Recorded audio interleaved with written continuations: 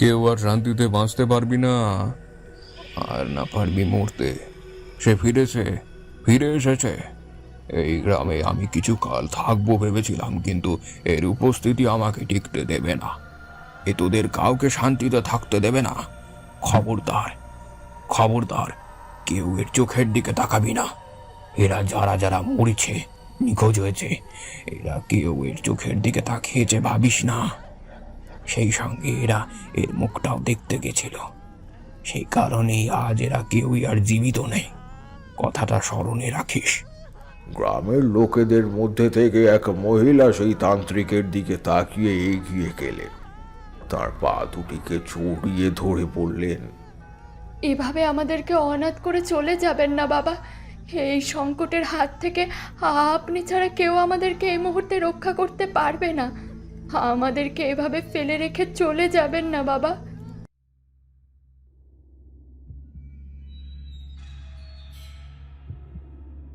রহস্য এবং রোমাঞ্চে ঘেরা ভূতকুঠির চ্যানেলে আপনাদের সকলকে জানাই স্বাগত। আজকের পর্বে আমাদের নিবেদন তারানাথ তান্ত্রিকের ফ্যান ফিকশন থেকে লেখিকা সঞ্চারী ভট্টাচার্যর কলমে তারানাথ তান্ত্রিক ও তেঁতুলতলার আতঙ্ক।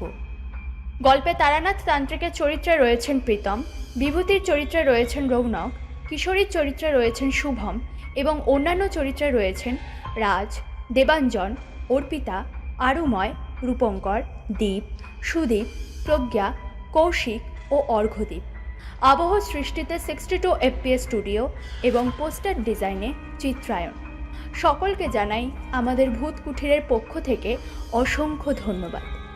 গল্পটি শুরু করার আগে আপনাদের সকলের কাছে অনুরোধ রইল আজকের গল্পটি শেষ পর্যন্ত শোনার জন্য। আশা করছি আপনাদের ভালো লাগবে। শুরু হচ্ছে আজকের গল্প তারানাথ তান্ত্রিক ও তেঁতুলতলার আতঙ্ক।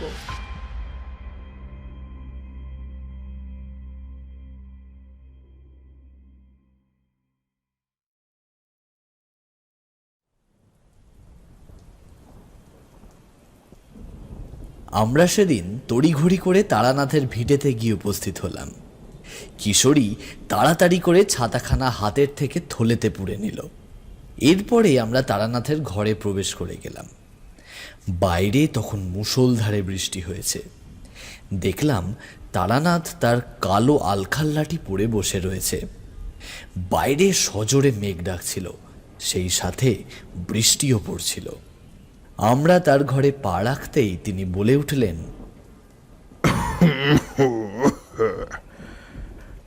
কি ব্যাপার, এই ঝড় জলের মধ্যে এখানে এলে যে? কি গল্প শোনার এত ঝোঁক? আমি বললাম, শুধু নিজেরাই যে এসেছি তা নয় ঠাকুরমশাই, এই যে এইদিকে দেখুন, আপনার জন্য তেলে ভাজা আর সেই সঙ্গে পাসিং শোটাও সঙ্গে করে নিয়ে এসেছি। তোমরা বসো। আজকে যা আবহাওয়ার অবস্থা, তাতে করে মন মেজাজটাও একেবারে ভালো নেই। থেকে থেকেই মনটা কেমন যেন বিমর্ষ হয়ে যাচ্ছে। কিশোরী বলল, কেন ঠাকুরমশাই, কি হয়েছে আপনার? আপনার শরীর ঠিক আছে তো? আমি বললাম, আপনার কি আবার অতীতের কোনো কথা মনে পড়ছে নাকি, কোনো ভয়ঙ্কর কাণ্ডের কথা? তারানাথ আমার দিকে তাকালেন, এরপরে মৃদু হাসলেন, তারপরে বললেন, ঠিকই ধরেছ বিভূতি, একেবারেই ঠিক কথা বলেছ। এক ভয়ানক ঘটনার কথা মনে পড়ে গেল। আসলে আজকে ভোরবেলায় একটা স্বপ্ন দেখে শরীরের রক্ত হিম হয়ে গিয়েছিল। সেই স্বপ্নটা সত্যিই বড্ড ভয়ঙ্কর ছিল। আর সব থেকে বড় কথা কি জানো, সেটা আমার অতীতের একটি ঘটনার সাথে সম্পর্কিত ছিল ভীষণভাবে। আমি বললাম, তাহলে আপনি বরং আমাদেরকে আজকে সেই কাহিনীটাই শোনান। আমাদের কথা শুনে ঠাকুরমশাই রাজি হয়ে গেলেন। এরপরে আমরা তার অনুরোধে চপের প্যাকেট থেকে একটি করে চপ তুলে মুখে পুরে দিলাম। উনিও পাসিং শো এর প্যাকেট থেকে একখানা পাসিং শো বার করে তাতে আগুন ধরালেন। এরপরে ধোঁয়া ছাড়তে ছাড়তে গল্পের বিশেষ বিষয়টির মধ্যে ঢুকে পড়লেন। ওনার গল্পের মধ্যে সর্বদা একটা টান টান উত্তেজনা থাকতো, কারণ সেইগুলো গল্প হতো না, সেইগুলো হতো বাস্তবে দেখা ঘটনা। নিজের চোখে দেখা ঘটনাগুলির কথাই উনি আমাদের সামনে তুলে ধরতেন, ব্যাখ্যা করতেন আসল সত্যকে। ওই কারণেই কাহিনীগুলো এত রোমহর্ষক ও রোমাঞ্চকর হয়ে উঠত। আমরা ওনার হাত ধরেই ঢুকে পড়লাম সেই অতীতে। উনি বলে চললেন, আমি অনেক দিন আগে আমার এক বন্ধুর সাথে সাক্ষাৎ করতে তেঁতুলতলা গ্রামে গিয়েছিলাম। গ্রামটির এমন নাম হওয়ার একটা বিশেষ কারণও ছিল বলতে পারো। এক তেঁতুল গাছকে কেন্দ্র করে গ্রামটির এমন নাম দেওয়া হয়েছিল। বহু পুরনো সময়কার ঘটনা আর কি। তখন আমার বয়সও বেশ অল্প, এই ধরো 24-25 মতো বয়স। তবে ওই সময়ে আমি সাধনার কাজে নিযুক্ত ছিলাম। নিজে না শিখলেও, মানে শেখা শুরু না করলেও যারা শিখতেন ওই ওই বিষয়গুলির সম্পর্কে আগ্রহ দেখাতে আমি তাদের সাথেই থাকতাম। তাদের কাছ থেকে নানান বিষয়ে জ্ঞান আহরণ করতাম। ফলে বিভিন্ন গ্রামে আমাকে যেতে হতো। নানান সাধকের সান্নিধ্যে আসতে পেরেছিলাম ওই সময়। ওই তেঁতুলতলা গ্রামেও সেই রকমই একটি ব্যাপার ছিল। আমার বন্ধু একদিন আমাকে চিঠি লিখে পাঠিয়েছিল। তারা পারলে একবার আমাদের গ্রাম থেকে ঘুরে যা। এখানে শ্মশানে আসন্ন অমাবস্যার দিন এক সাধক আসবেন। উনি শুনেছি মহাজ্ঞানী সাধক। ওনার এই উপস্থিতির মধ্যে দিয়ে অনেক অনেক কিছুই জানতে পারবে। শুনেছি উনি নাকি ভূত, ভবিষ্যৎ সব কিছু সম্পর্কেই বলে দিতে পারেন। ওনার মধ্যে নাকি সে ক্ষমতা রয়েছে। তাই বলছিলাম, একবারটি ওনার সাথে এসে তুই না হয় সাক্ষাৎ করেই যা। কয়েকদিন ধরেই তো আমাকে এমন একটি সুযোগ লাভের কথা বলছিলিস, তাই আমি তোকে এই ব্যাপারটা আর না জানিয়ে পারলাম না। চিঠিটি পড়ে আমার সত্যিই খুব আনন্দ হয়েছিল। গ্রামে ডাক পড়েছে দেখে আমার আনন্দের সীমা রইল না। সেই সঙ্গে আবার আমার বন্ধু নির্মলের সাথে সাক্ষাতের বিষয়টাও তো ফুটে উঠেছিল। সব মিলিয়ে ব্যাপারটা ছিল খাসা।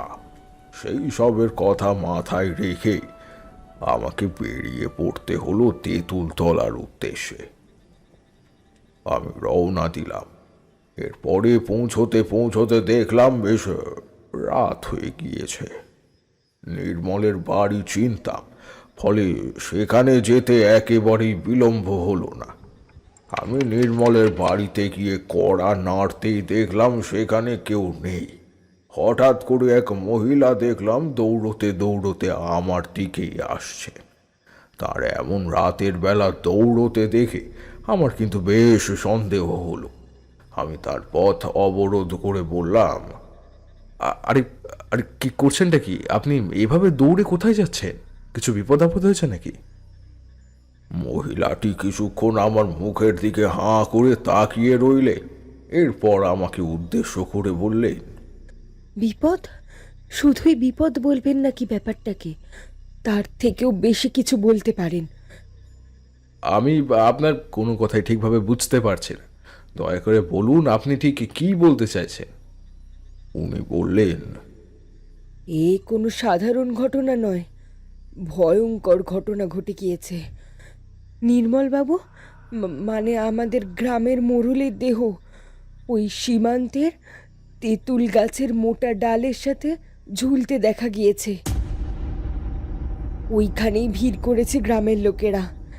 এক কাঠুরে কাঠ কেটে জঙ্গলের রাস্তা ধরে ফেরার সময় এমনটা ঘটতে দেখেছে। তাকে অনেকবার করে জেরা করা হয়েছে, কিন্তু সে মুখ খুলতেই চাইছে না। সে এক ভয়ঙ্কর ঘটনা। এ যেন গ্রামের বুকে আবারও সেই বিভীষিকার দিন নেমে এসেছে।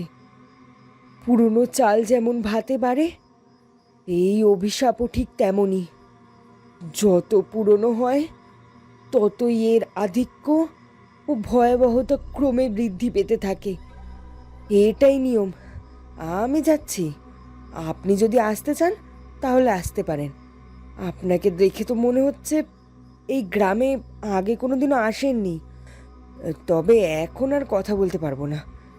এই ঘটনা শুনে এমনিতেই আমার আত্মারাম খাঁচা হয়ে গিয়েছে। আসবেন তো আসুন আমার সাথে, এই পথ ধরে যেতে হবে। চলুন চলুন, আর সময় নষ্ট করবেন না। আমি মহিলার কথার আর কোনো জবাবদিহি করতে পারলাম না। যা শুনলাম সেটা আদতেও সঠিক কিনা কিছুই আন্দাজ করতে পারছিলাম না। আমি যে বন্ধুর সাথে সাক্ষাতের জন্য গ্রামে এসেছি সে নাকি আর নেই। এটা কিভাবে সম্ভব? এত সহজে জলজ্যান্ত লোকটা মরে যেতে পারলো কিভাবে? কে শেষ করে ফেললো তাকে? না, সেখানে গিয়ে আমাকে খোঁজ তো নিতেই হবে। সেই দিন গ্রামের ওই মেঠো পথ ধরে এগিয়ে যেতে হচ্ছিল আমাকে। ওই রাস্তা দিয়ে যেতে যেতে বেশ ভয় করছিল। মনে হচ্ছিল যেন সেখানে কেউ রয়েছে। কারণ নিঃশ্বাসের শব্দ যেন আমার কাঁধের ওপরে এসে পড়ছিল। পরিষ্কার তার উপস্থিতি টের পাচ্ছিলাম আমি। এদিকে ওই মহিলাটাকে অনুসরণ করতে করতে যখন সেই গাছের কাছাকাছি গিয়ে পৌঁছালাম, দেখলাম জায়গাটা গ্রামের থেকে অনেকটাই দূরে অবস্থিত। জঙ্গলের ধার ঘেঁষে সীমান্তের দিকে রয়েছে সেটি। ওই গাছটির পাশেই জঙ্গলের ভিতরে লক্ষ্য করলাম একটি বাড়ি। বাড়িটি পরিত্যক্ত অবস্থাতেই পড়ে রয়েছে। সেইখানে জনমানুষের প্রবেশ নিষেধই বলা চলে। ওদিকে কেউ যদি নাই আসে তাহলে নির্মল এলো কিভাবে? দেখলাম গ্রামের লোকেরা ওই জায়গাটায় ভিড় করে দাঁড়িয়ে রয়েছে। নির্মলের দেহটার দিকে তাকাতেই শরীরের রক্ত একেবারে হিম হয়ে গিয়েছিল। দেখলাম দেহটিকে কেউ গাছের সাথে উল্টো করে ঝুলিয়ে রেখেছে। মাথাটা নিচে আর পাটা রয়েছে ওপরের দিকে। ওপরের সব থেকে বড় ডালটির সাথে কেউ যেন মোটা নারিকেল দড়ির সাহায্যে ঝুলিয়ে রেখেছে দেহটিকে। বিষয়টি দেখেই বুঝলাম এটা আর যাই হোক আত্মহত্যা হতে পারে না। আত্মহত্যা করলে কেউ এভাবে গাছের ডালে উল্টে ঝুলে থাকে না। এটা কেউ করিয়েছে। কেউ ইচ্ছে করে নির্মলকে শেষ করে ফেলেছে, তাকে খুন করেছে। কিন্তু মেরে ফেলার কারণটা কি? আমি তো যতদূর জানতাম নির্মল খুবই বড় ও ভালো মনের মানুষ। তাহলে হেন অবস্থা হলো কিভাবে? পাশেই দেখলাম একটা লোক নির্মলের ঝুলন্ত শরীরটার দিকে তাকিয়ে চুপ করে রয়েছে। তার চোখের পলক পড়ছে না। সে হা করে ওই দেহটির দিকেই দেখে চলেছে, যেন ওই দেহটি কিছু একটা বলতে চাইছে আর সে শুনছে, নির্বাক হয়ে শুনে চলেছে। আমি এসব দেখে একেবারে চমকে উঠলাম। মুখ দিয়ে কথা সরল না। ওইখানে যে কাউকে জিজ্ঞাসাবাদ করব সেটাও হলো না। মনের মধ্যে একটা অদম্য ভয় কাজ করতে শুরু করলো। কষ্টে চোখ দিয়ে জল গড়িয়ে পড়ল। মনের ভিতরটা খা খা করতে লাগলো। নির্মল আর নেই। সে যে না ফেরার দেশে চলে গিয়েছে। আমি ওইখানেই বসে পড়লাম, হা হুতাশ করতে লাগলাম। এমন সময় দেখলাম নির্মলের স্ত্রী ও তার 5 বছরের মেয়েটিও ওইখানেই বসে রয়েছে। তারা যেন পাথর হয়ে গিয়েছিল। কারুর মুখ দিয়েই কোনো কথা সরছে না। এমন সময় একজন বৃদ্ধ লোক আমার দিকে এগিয়ে এলেন। এরপরে বললেন, আপনি কি এখানে নতুন? আমি বললাম, হ্যাঁ, আমি আমার বন্ধু নির্মলের সাথে সাক্ষাতের উদ্দেশ্যে এই গ্রামে এসেছিলাম,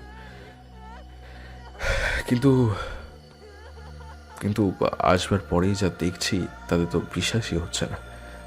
আমার বন্ধুর এরকম অবস্থা করলো কে? বৃদ্ধ লোকটি আমাকে লোকালয়ের থেকে একটু দূরে সরিয়ে আনলেন।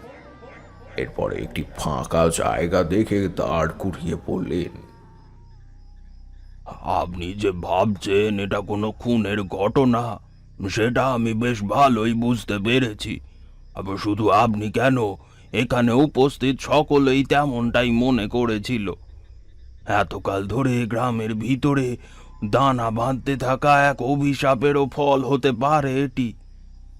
মেয়েটির সাথে গ্রামের অতীত ইতিহাস জড়িত রয়েছে জানবেন। আমার তো মনে হয় সেই কারণেই এই ঘটনাটি ঘটেছে। এ ব্যাপারে আমি একদম নিশ্চিত। আমি বৃদ্ধ লোকটির কথা শুনে বললাম, কি অভিশাপ? তবে আমি প্রথম দিকে খুনের ঘটনাটা ভাবলেও পরের দিকে সেটা মনে হয়নি, কারণ নির্মলের চোখ দুটো খোলা রয়েছে, মনের মাঝের অংশটা একেবারেই কালো হয়ে গিয়েছে। এটা আত্মহত্যার ক্ষেত্রে একেবারেই হতে পারে না। মনে হচ্ছে ও যেন মারাত্মক ভয়ের কিছু একটা দেখেই মারা গিয়েছে, সেটির প্রভাবেই ওর প্রাণ বেরিয়ে গিয়েছে। চোখটা দিয়ে শেষবারের মতন এমন ভয়ঙ্কর কিছুকেই সে দেখিয়েছে, তবে সেটা বলার আগেই সব শেষ হয়ে গিয়েছে। আমার কথা শুনে দেখলাম বৃদ্ধটি শান্ত হয়ে রয়েছেন। এরপরে উনি আমাকে জিজ্ঞাসা করলেন, আপনি বেশ ভালো পর্যবেক্ষণ করতে পারেন দেখছি, কিন্তু আপনার এই পর্যবেক্ষণ ক্ষমতা প্রমাণ করে দিচ্ছে যে আপনি সাধারণ কেউ নন। আপনার মধ্যে রয়েছে অপার শক্তি। আমি বললাম, আমার শক্তি রয়েছে কিনা জানি না, তবে আমি সাধারণের থেকে আলাদা তো বটেই। আমি একজন সাধক। আমি সাধনায় সিদ্ধি লাভের আশাতেই এই গ্রামে এসেছিলাম। নির্মলের কাছে শুনেছিলাম এই গ্রামে নাকি এক সাধকের আবির্ভাব ঘটেছে, তবে তিনি নাকি ভূত ভবিষ্যতের কথা বলে দিতে পারেন। তার সাথে সাক্ষাতের উদ্দেশ্যে আমি এসেছিলাম, কিন্তু যা ঘটলো তারপরে তারপরে তো আর সাধনার কাজ কি? এখানে তো আরও কোনো নতুন সন্দেহের গন্ধই আমি আবিষ্কার করলাম। বৃদ্ধ লোকটি বলা শুরু করলেন,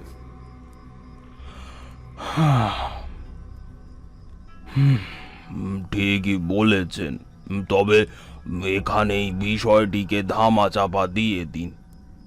অনেক কাল আগে এমন একটি মৃত্যু ঘটতে দেখেছিলাম। তখন আমার বয়স বেশ অল্পই ছিল, আর এই এখন দেখলাম এই বৃদ্ধ বয়সে। এতকাল ধরে গ্রামের মধ্যে অনেক মানুষের নিখোঁজ হওয়ার ঘটনা শুনেছি বটে, কিন্তু সেই ঘটনাগুলির মধ্যে কতখানি যে সত্যতা ছিল সেটা কেউ জানে না। যারা যারা এখনো পর্যন্ত নিখোঁজ হয়েছেন তাদের কাউকেই আর ফিরে আসতে দেখা যায়নি। মনে হয়েছে যেন এই গ্রামের অন্ধকার আর ঘন জঙ্গল তাদেরকে গিলে ফেলেছে। সেখান থেকে আর মুক্তির পথ খুঁজে বার করতে পারেনি তারা। এর পিছনে লুকিয়ে রয়েছে একটা বিষম কাহিনী। সেই কাহিনী এখানে উপস্থিত মানুষজনদের মধ্যে খুব কম লোকেই জানবেন। আমি শুনেছিলাম আমার ঠাকুরমার মুখে, তিনি আমাকে সবটা বলেছিলেন। তার এই কাহিনীর মধ্যে দিয়েই গ্রামের সত্যতার বিষয়টি ঠিকই উঠে এসেছিল। ছোটবেলায় চোখের সামনে দেখা ওই অপমৃত্যু আমার বেশ ভালোই মনে ছিল। একইভাবে একটি মেয়ের মৃতদেহকে এই গাছটির সাথেই ঝুলতে দেখা গিয়েছিল। তারও চোখ দুটি এমনই স্থির হয়ে পড়েছিল, আর আর সেই সঙ্গে তার মনির মাঝের অংশটি কালো কুচকুচে আকার ধারণ করেছিল। এসবের মধ্যে কি ভাবছেন কোনো কারণ লুকিয়ে নেই? সব কিছুর পিছনে কারণ থাকে। তবে এরপরে যে কটি মৃত্যু ঘটেছিল সে সবই ছেলেদের, কিন্তু গাছের সাথে আর কাউকে ঝুলতে দেখা যায়নি। যারা নিখোঁজ হয়েছিলেন তারা প্রত্যেকেই ছিলেন ছেলে। ওই মেয়েটির মৃত্যুর পূর্বের কাহিনীটি আপনি আমাকে শোনাতে পারবেন কি? বৃদ্ধ লোকটি বললেন, বেশ বেশ, ঠিক আছে, তাহলে আজকে আমি আপনাকে সেই কাহিনীটি শোনাবো, তবে রাতে। এখন সম্ভব নয়, আগে নির্মল বাবুর দেহটির দাহ সংস্কারের কাজ করতে হবে। এইভাবে মরা ফেলে রাখা যাবে না। এতক্ষণ ধরে মরা ফেলে রাখলে তার শরীরে অপদেবতা প্রবেশ করতে পারে, তাই নির্দিষ্ট সময়ের মধ্যেই কাজ সমাপ্ত করতে হবে। আপনি বরং আমাদের সাথেই থাকুন।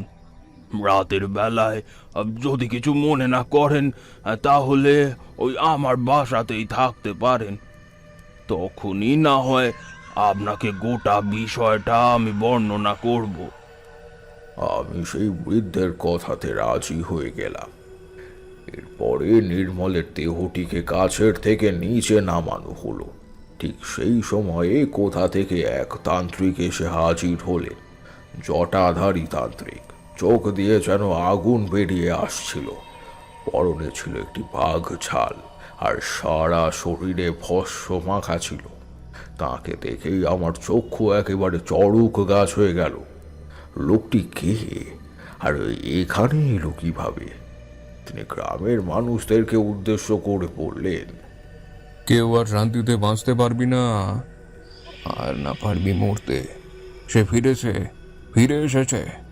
এই গ্রামে আমি কিছু কাল থাকবো ভেবেছিলাম, কিন্তু এর উপস্থিতি আমাকে টিকতে দেবে না। এ তোদের কাউকে শান্তিতে থাকতে দেবে না। খবরদার, কেউ এর চোখের দিকে তাকাবি না। এরা যারা মরেছে, নিখোঁজ হয়েছে, এরা কেউ এর চোখের দিকে তাকিয়েছে ভাবিস না। সেই সঙ্গে এরা এর মুখটাও দেখতে গেছিল, সেই কারণেই আজ এরা কেউই আর জীবিত নেই। কথাটা স্মরণে রাখিস। গ্রামের লোকেদের মধ্যে থেকে এক মহিলা সেই তান্ত্রিকের দিকে তাকিয়ে এগিয়ে গেলেন। তার পা দুটিকে জড়িয়ে ধরে বললেন, এভাবে আমাদেরকে অনাথ করে চলে যাবেন না বাবা। এই সংকটের হাত থেকে আপনি ছাড়া কেউ আমাদেরকে এই মুহূর্তে রক্ষা করতে পারবে না। আমাদেরকে এভাবে ফেলে রেখে চলে যাবেন না বাবা। তান্ত্রিকটি ওই মহিলার থেকে নিজের পা দুখানি সরিয়ে নিল। এরপরে বলল, সরে যা, এখান থেকে দূরে চলে যা। আমাকে বাধা দিতে আসবি না। খবরদার, আমাকে বাধা দিতে আসবি না। আমি যা বলছি তেমনটাই হবে। আমার ভূত ও ভবিষ্যৎ দর্শন অনেক আলাদা, অনেক শক্তিশালী। তোরা কি ভাবিস আমি কিছু না বলেই এখান থেকে চলে যাচ্ছি? যেটা বললাম তেমনটাই হবে। একে একে সকলে মরবি তোরা। সাবধান, নইলে কিন্তু ও তোদের কাউকে জীবিত ছাড়বে না। কথাটা কিন্তু তোদেরকে স্মরণে রাখতেই হবে। যত তাড়াতাড়ি পারিস এই গ্রাম ছেড়ে তোরা অন্যত্র কোথাও চলে যা, না হলে কিন্তু তোদের আর নিস্তার নেই। আমি বলে দিলাম, হর হর মহাদেব, হর হর মহাদেব। এই বলেই মহাদেবের নাম স্মরণ করতে করতে সেই তান্ত্রিক জঙ্গলের কালো অন্ধকারের মধ্যে কোথাও একটা মিলিয়ে গেলেন। গ্রামের লোকেরা ওইভাবেই মরা আগলে বসে রইল। তারপরে আরো একটু রাত হলে নির্মলের দেহটিকে সেইখান থেকে সরিয়ে শ্মশানের দিকে নিয়ে যাওয়া হলো। এরপরে সেখানে বিধি মেনে চিতা সাজিয়ে তাকে আগুন ধরিয়ে দেওয়া হলো। মরাটা পুড়তে শুরু করলো। এক সময় জঙ্গলের ভিতর থেকে বিকট একটা চিৎকারের শব্দ যেন ভেসে এলো। মনে হলো যেন কারুর আর্তনাদের সুর ভেসে আসছে। সেই ভয়েতে কেউই আর সেখানে দাঁড়িয়ে থাকতে পারলেন না। ওই মরা ফেলে রেখে সকলে দৌড় দিলেন, কিন্তু দেখলাম সেই বৃদ্ধ লোকটি বেশ সাহসী। তিনি কিছুতেই কোনো মূলেই সেই মরা ফেলে রেখে সেখান থেকে যেতে পারলেন না। উল্টে তিনি আমার মুখের দিকে তাকিয়ে বললেন, এখান থেকে মরা ফেলে রেখে একেবারেই যাওয়া সমীচীন হবে না। বিপদ কিন্তু কোনোদিন বলে আসে না, কথাটা স্মরণে রাখবেন। এরা সকলে ওই তান্ত্রিককে এখান থেকে যেতে বারণ করছিল না, অথচ দেখুন বিধির নিয়মকে ভুল প্রমাণ করে এরা এখান থেকে চলে গেল। এদের কারোর মধ্যেই কোনো লাজ লজ্জা নেই। আমি এই কাজ সমাপ্ত করেই এখান থেকে যাব। বৃদ্ধের কাজ সমাপ্ত হতে হতে অনেকটাই রাত হয়ে গেল। এরপরে মরা পুড়ে ছাই হলে বৃদ্ধ সেই ছাইগুলিকে একটি কলসির মধ্যে ভরে কলসির মুখটিকে লাল রঙের একটি কাপড়ের সাহায্যে শক্ত করে আটকে দিলেন। তারপরে সেটিকে শ্মশানের পিছনের দিকে বয়ে চলা নদীর দিকে নিয়ে গেলেন।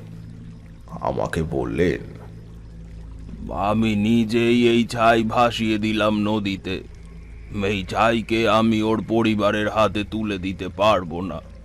এতে সমস্যা আরো বাড়বে, এতে অবস্থার আরো অবনতি ঘটবে। এতে কোনো দিনও কিছু ঠিক হবে না, আর গ্রামের মধ্যে নতুন করে আতঙ্কের প্রহর শুরু হবে। এসবের থেকে রক্ষা পেতে আমাদেরকেই কিছু একটা করতে হবে। আমি আপনাকে আজকে সবটাই বলবো। আপনি তো একজন সাধক মানুষ, আশা করি আপনি নিশ্চিত এর একটি বিহিত করতে পারবেন। আমি বৃদ্ধের মুখে সবটাই শুনলাম। উনি যে অভিশাপ এড়িয়ে যাওয়ার জন্যই ওই কাজগুলি করছিলেন, এই বিষয়টিও আমি ভালোভাবেই আন্দাজ করতে পারলাম। তাই আলাদা করে ওই প্রসঙ্গে আর মুখ খুলতে চাইলাম না। এরপরে আমি ওই বৃদ্ধ লোকটিকে বললাম, যাক, আপনি তো সমস্ত কাজ সমাপ্ত করলেনই, এবারে না হয় আমাদের বাড়ির দিকে এগিয়ে যাওয়া প্রয়োজন।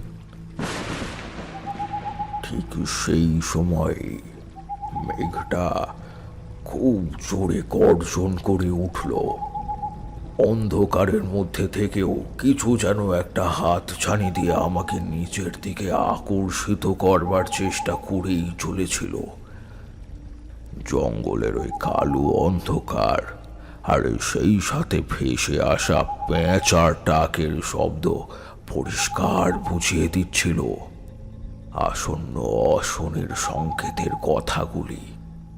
শেষমেশ বৃদ্ধের সাথে তার বাড়িতে এসে উপস্থিত হলাম। এরপরে বৃদ্ধ জামা কাপড় ছেড়ে পরিষ্কার বস্ত্র পরিধান করে গায়ে ও মুখে গঙ্গা জল ছেটালে। আমিও তাই করলাম। শ্মশান থেকে ফেরবার পরে সকলকেই পরিচ্ছন্ন হতে হয়। এটিকে পাপের আগার মনে করা হয়। আমাদের হিন্দু শাস্ত্রে শ্মশানকে একটি পবিত্র স্থান হিসেবে মনে করা হয়। ঠিকই, কারণ সকলে মনে করেন এখান থেকেই মানুষের আত্মার মুক্তি ঘটে। আবার এই স্থানটিতে আশ্রয় করে থাকে নানান প্রেত ও পিশাচ। তাতেই তো সেইখানে সাধকেরা রাতের বেলা উপাসনা করেন। তান্ত্রিকরা বলি প্রথার মধ্যে দিয়ে নিজের কার্য সিদ্ধি করে। এমন নানান বিষয় লুকিয়ে থাকে অজানার গর্ভে, কিন্তু সে বিষয়ে আর কতজনই বা মাথা ঘামান। তবে সব সেরে ফেলার পরে সেদিন রাতে আমি ওই লোকটির সাথে হাবিষ্যি খেলাম।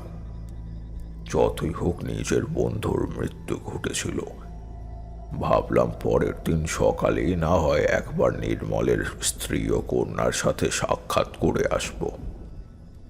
বৃদ্ধ লোকটি ঘরের ভিতরে এসে বসলেন, বললেন, এবারে আপনাকে আমি আমার ঠাকুরমার কাছ থেকে শোনা সেই কাহিনীর কথা জানাবো। সেটি যদিও খুব সামান্য কিছুই কথা, তবে আমার মনে হয় এই কথাগুলি শুনলে বর্তমান পরিস্থিতি সম্পর্কে আপনি কিছুটা হলেও অনুমান লাগাতে পারবেন। আমি মনোযোগ সহকারে শুনতে লাগলাম বৃদ্ধের বলা সেই কাহিনী। উনি বলে চললেন, আমি বহুকাল আগে আমার ঠাকুমার কাছ থেকে এই গ্রাম সম্পর্কে কয়েকটা কথা শুনেছিলাম।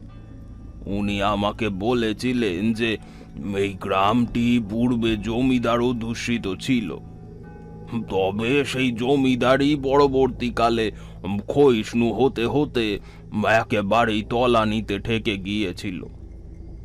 মানুষজনের মধ্যে জমিদার পরিবারকে কেন্দ্র করে সর্বদাই একটা ত্রাস কাজ করত, কারণ এই জমিদার পরিবার কখনোই সাধারণ মানুষের সপক্ষে ছিলেন না। তারা জোর করে তাদের কাছ থেকে কর আদায় করতেন। এই জমিদার পরিবারের মধ্যে একজন বিশেষ ব্যক্তি ছিলেন, যিনি ছিলেন জমিদার দর্পনারায়ণের খুব কাছের মানুষ। উনি ছিলেন এই পরিবারের নায়েব। ওনার নাম ছিল বলাইচরণ। বলাইচরণ কিভাবে জমিদার পরিবারে এসে আবির্ভূত হয়েছিলেন এই প্রসঙ্গে কেউ কিছু জানে না, তবে অনেকে বলতেন নাকি বলাইচরণ কালা জাদু করতে পারেন, আর সেই কালা জাদু করেই নাকি তিনি দর্পনারায়ণকে কাবু করেছিলেন। না হলে দর্পনারায়ণের মতন একজন কট্টরপন্থী জমিদারকে কখনোই হাতের মুঠোয় নিয়ে আসা সম্ভব ছিল না। পরিবারের কেউই সেই কাজে কোনোদিনও সফলতা লাভ করতে পারেননি। সেখানে এই মানুষটা হঠাৎ করেই যেন ওই গ্রামে উপস্থিত হলেন এবং এবং মাত্র 2 মাসের মধ্যেই দর্পনারায়ণকে একেবারে কবজা করে ফেললেন। পরবর্তীকালে জানা গিয়েছিল দর্পনারায়ণও নাকি ধীরে ধীরে এই নায়েব মশাইয়ের দ্বারা বশীভূত হতে থাকেন, এবং নায়েব মশাই যা যা বলতেন দর্পনারায়ণ নাকি তাই তাই করতে বাধ্য থাকতেন। আমি এতক্ষণে বৃদ্ধের কথাগুলি বেশ মনোযোগ সহকারে শুনছিলাম।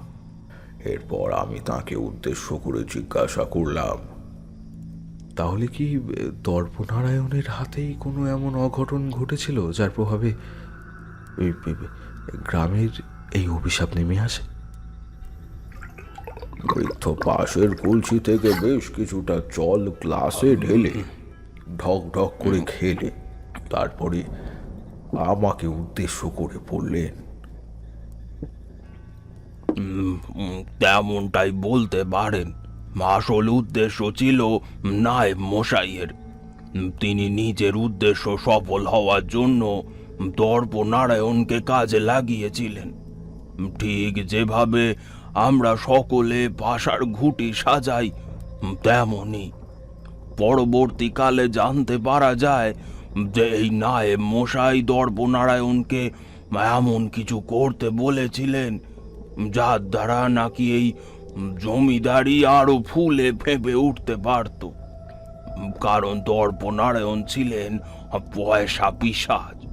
যত দেবেন ততই পাওয়ার ইচ্ছে আরো বেড়ে যেত। সেই সাথে ছিল আরো নোংরা এক আসক্তি। যে বিষয়টির প্রতি আসক্তি ছিল সেটা আশা করি আপনাকে আর বলে বোঝাতে হবে না। হ্যাঁ, ঠিকই ধরেছেন, মহিলাদের প্রতি ওনার আসক্তি ছিল। এই তীব্র আপত্তিকর আসক্তির প্রভাবে গ্রামের বহু মহিলার প্রাণ চলে গিয়েছিল।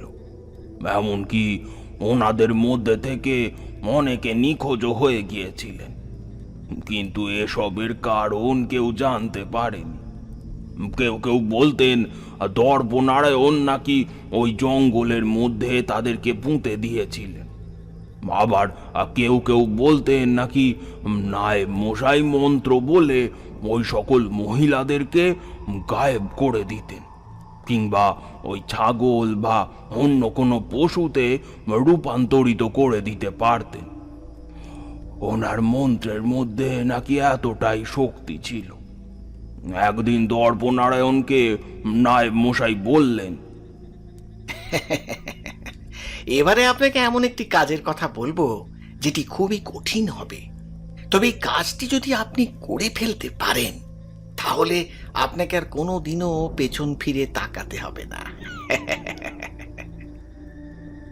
নায়েব মশাই নিজের মুখে এই কথাটি বলবার সাথে সাথেই জমিদার মশাইয়ের চোখ লোভে একেবারে চকচক করে উঠল।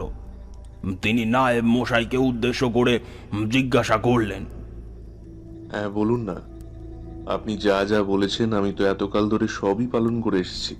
তবে একটাই অনুরোধ, আমি কিন্তু কোনো কিছুর বিনিময়ে নিজের প্রাণ বিসর্জন দিতে রাজি নই। কথাটা কিন্তু স্মরণে রাখবেন। আর যদি এমনটাই হয় তাহলে কিন্তু আপনার গর্দানটাই সবার আগে যাবে। এই কথা শোনা মাত্রই নায়েব মশাই বড্ড ভয় পেয়ে গেলেন। তারপরে তিনি জমিদার মশাইকে উদ্দেশ্য করে বললেন, না না জমিদার বাবু, আমি আপনাকে তেমন কিছুই করতে বলবো না। এটা খুবই সামান্য একটা কাজ, তবে খুব জটিলও বলতে পারেন। আপনি এতকাল ধরে যেসব কাজ করে এসেছেন তার সামনে এটি খুবই নগণ্য, এবং এটাই আপনার শেষ কাজ। এই কাজটি বিধি মেনে যদি আপনি করে ফেলতে পারেন তাহলে আর কোনো ভয়ই নেই। কোনো দিনও কোনো শত্রু আপনার আর কোনো ক্ষতি সাধন করতেই পারবে না।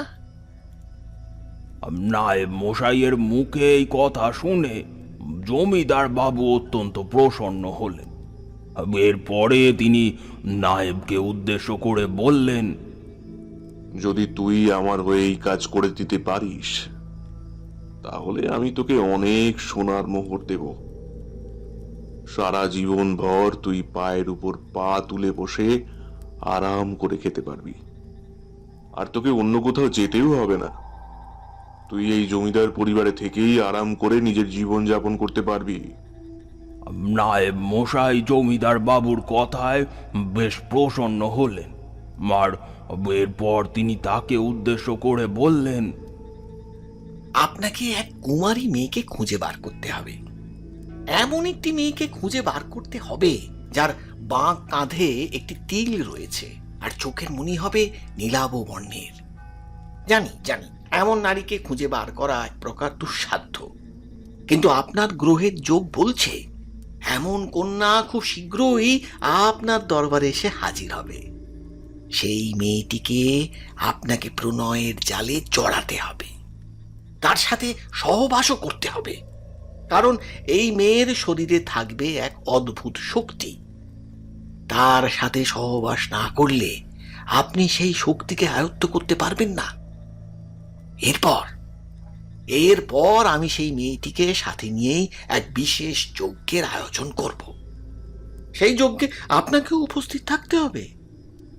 এরপরে সেই মেয়েটিকে যে করেই হোক ডাইনি সাব্যস্ত করে গ্রামের মানুষকে দিয়ে হত্যা করতে হবে। এতটাই নৃশংসভাবে তাকে হত্যা করতে হবে যেন নিজের মৃত্যু দেখে সেই মেয়েটাও কেঁপে উঠতে পারে। নায়েব মশাইয়ের মুখে এই কথা শুনে জমিদার বাবু ভীষণ ভয় পেয়ে গিয়েছিলেন।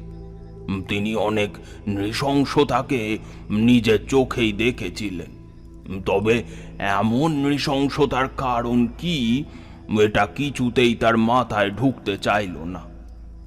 তিনি নায়েব মশাইকে পাল্টা প্রশ্ন করলেন, এমন সুন্দরী এবং রূপবতী একটি মেয়েকে আমাকে ডাইনি প্রমাণিত করে মেরে ফেলতে হবে কেন? আমি তো তাকে এই জমিদার পরিবারে এনে নিজের করে উপভোগ করতে পারি, সেখানে আমার তাকে মেরে ফেলতে হবে? এ আবার কেমন বিচার?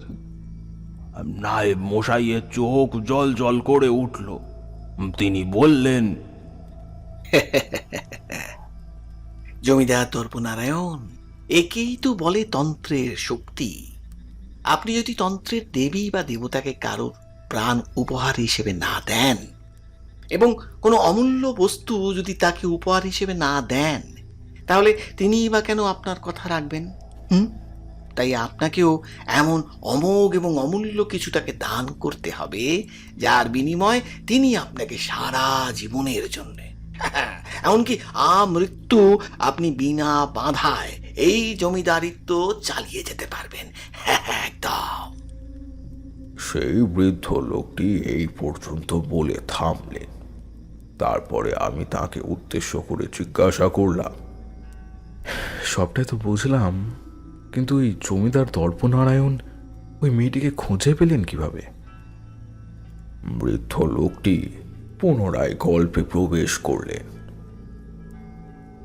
জমিদার দর্পনারায়ণ নায়েব মশাইয়ের কাছ থেকে এই বিষয় সম্পর্কে জানবার পরে চারিদিকে লোক পাঠিয়ে সেই মেয়ের খোঁজ করতে লাগলেন। ওই তেঁতুল তলার ন্যাড়া গাছটার পাশে আপনি যে বাড়িটিকে পরিত্যক্ত অবস্থায় পড়ে থাকতে দেখেছেন, সেটি ছিল জমিদার মশাইয়ের গুদাম ঘর। আগে ওখানে নানান রকমের শাকসবজি এনে জমা করা হতো। এছাড়া মাঝে মাঝে জমিদার বাবু নিজে সেখানে উপস্থিত থেকে গ্রামের মানুষদের কাছ থেকে খাজনা আদায় করতেন। বিশেষ দরকার ছাড়া ওই ঘরটি খোলা হতো না। এমনটা মনে করা হতো যে ওই ঘরের মধ্যে অনেক কিছুই রয়েছে, যে বিষয়ে জমিদার বাবু কাউকেই জানতে দিতে চাইতেন না। হতে পারে সেগুলি তার পারিবারিক সম্পত্তি বা এমন কিছু যে বিষয়টি সাধারণ লোক জানলে তার উপর নজর পড়তে পারে, এমনকি সেটি চুরিও হয়ে যেতে পারে। ঠিক সেই কারণেই এই গোপন বিষয়টি নায়েব মশাই এবং জমিদার বাবুর ভিতরেই থেকে গিয়েছিল। তারা কোনোদিনও এই বিষয় সম্পর্কে কাউকেই জানতে দেননি। তাই এই বিষয়টি আমিও আপনাকে বলতে পারবো না। গুদাম ঘরের পিছনেই ছিল জমিদার বাবুর মন্দির। এটা ওই বংশের মন্দির বলতে পারে। আগে এখানে মহাদেবের পুজো হতো। মহাদেব নাকি এখানে স্বয়ম্ভূ ছিলেন। স্বপ্নাদেশ পাওয়ার মধ্যে দিয়ে মহাদেবের ওই মূর্তিটিকে খুঁজে পাওয়া গিয়েছিল। এরপর থেকেই বংশ পরম্পরায় উত্তরাধিকার সূত্রে মহাদেব ওই মন্দিরটিতেই পূজিত হয়ে আসছেন। কিন্তু পুরাতন পুরোহিতদের অকস্মাৎ মৃত্যু ঘটবার ফলে নতুন পুরোহিতের প্রয়োজন পড়ল। কিছুতেই তার খোঁজ পাওয়া যাচ্ছিল না। এমন কোন যোগ্য ব্যক্তির প্রয়োজন ছিল যিনি দিবা রাত্র মহাদেবের পায়ে লুটিয়ে তার সেবা করতে পারবেন। কারণ জমিদার পরিবারের লোকেরা মনে করত যে মহাদেবের জন্যই নাকি তাদের এত প্রতিপত্তি বৃদ্ধি পেয়েছিল। তাই তারা পূজা অর্চনায় কোনো কার্পণ্যতা রাখতে চাইতেন না। দেখতে দেখতে সময় অতিবাহিত হয়ে যেতে লাগলো। একদিন এক বিশেষ ব্যক্তি এসে জমিদারের সম্মুখে হাজির হলেন। সেই পুরোহিতের নাম ছিল বৃত্তবতী। বৃত্তবতীর এক অপরূপ সুন্দরী কন্যা ছিল। তার নাম ছিল কল্যাণী, দুর্গার নাম। দেবী দুর্গার 108 নামের মধ্যে কল্যাণী নামটি অন্যতম। কল্যাণীর শুভ পদস্পর্শ ওই পরিবারে পড়বার পরপরই নায়েব মশাইয়ের চোখ আবার চকচক করে উঠল। কারণ কল্যাণীর শরীরে ছিল সেই সব নিদর্শন যা নায়েব মশাইকে তার উদ্দেশ্য পূরণের পথে নিয়ে যেতে পারত। আমি বৃদ্ধ ব্যক্তিকে থামিয়ে জিজ্ঞাসা করলাম, তার মানে কল্যাণীর চোখের মণি দুটি নীল বর্ণের ছিল, তাই তো? আর তার বাঁ কাঁধে একটি তিল ছিল। বৃদ্ধ লোকটি আমার দিকে তাকিয়ে মৃদু হাসলেন আর তারপর ঘাড় নেড়ে সম্মতি প্রদান করলেন। এরপরে আমাকে উদ্দেশ্য করে বললেন, আপনি একেবারে যথার্থই বলেছেন। অমন অপরূপ সুন্দরী মেয়েকে দেখে ওখানে উপস্থিত সকলেই লালায়িত হয়ে উঠলেন। তাকে পাওয়ার আশায় প্রত্যেকে কামনা করতে লাগলেন। কিন্তু কথায় বলে অর্থের জোর নাকি এই পৃথিবীতে সব কিছুকেই নিজের দখলে নিয়ে আসতে পারে। আর সেই পুরোহিতেরও সেই সময় অর্থেরই প্রয়োজন ছিল। তাই তিনি এক লহমায় জমিদার মশাইয়ের দেওয়া প্রস্তাবে রাজি হয়ে গেলেন ও সেই মহাদেবের মন্দিরে পুজো অর্চনা করতে শুরু করলেন। কল্যাণী জমিদার মশাইয়ের থেকে বয়সে অনেকটাই ছোট ছিল, তবে জমিদার মশাই তাকে বাগে আনবার জন্য সব রকমের বন্দোবস্ত করে রেখেছিলেন। মেয়েটি জমিদার মশাইয়ের পারস্পরিক ব্যবহারে একেবারে আপ্লুত হয়ে উঠল। জমিদার দর্পনারায়ণ কিছুতেই তার আসল উদ্দেশ্যের কথা কল্যাণীকে অনুধাবন করতে দিলেন না। ধীরে ধীরে কল্যাণীর সাথে তার প্রণয়ের সম্পর্ক গড়ে উঠল। এই বিষয়টি সম্পর্কে পুরোহিত মশাই কিছুই জানতেন না। বৃত্তপতিকে এই সব কিছুর থেকে দূরেই সরিয়ে রাখা হয়েছিল। আর এই কাজ করেছিলেন নায়েব মশাই স্বয়ং। ধীরে ধীরে জমিদার দর্পনারায়ণের সাথে কল্যাণীর সম্পর্কের ঘনিষ্ঠতা ক্রমাগতভাবে বৃদ্ধি পেতে থাকে। এরপর জমিদার দর্পনারায়ণ কল্যাণীকে বিবাহের প্রস্তাব দিতেই সে একেবারে রাজি হয়ে যায়।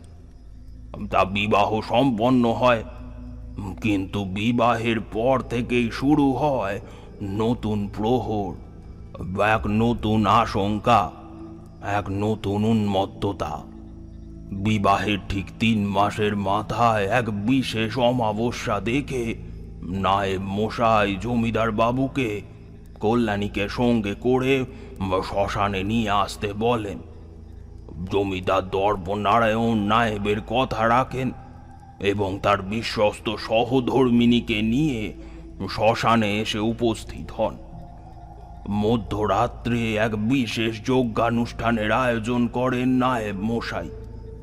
নানান রকমের মন্ত্র উচ্চারিত হতে থাকে।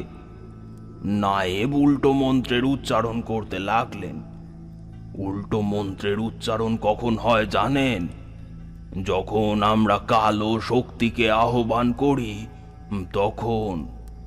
তবে এই বিষয়গুলি সম্পর্কে জমিদার দর্পনারায়ণ কোনোভাবেই অবহিত ছিলেন না।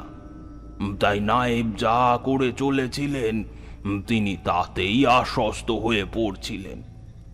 এইভাবে ক্রমানুসারে নায়েব নিজের কাজ করে চললেন, আর তার এই কাল শক্তিকে আহ্বানের পরম্পরার মধ্যে দিয়ে এক বিচিত্র কালো শক্তি এসে প্রবেশ করল কল্যাণীর শরীরে। সেটি কোনো সাধারণ আত্মা ছিল না, সেটি ছিল এক ডাইনির আত্মা। এই আত্মা কল্যাণীর শরীরে প্রবেশের পরেই কল্যাণীর ভাব গতিক একেবারে পরিবর্তিত হয়ে গেল। সাধারণ মানুষের রক্তপান করবার জন্য উন্মত্ত হয়ে উঠল কল্যাণী। তাকে কোনোভাবেই ধরে রাখা গেল না। জমিদার দর্পনারায়ণ উত্তেজিত হয়ে উঠলেন। তিনি নায়েব মশাইয়ের কাছে এই বিপদের হাত থেকে রক্ষা পাওয়ার জন্য পরামর্শ চাইলেন।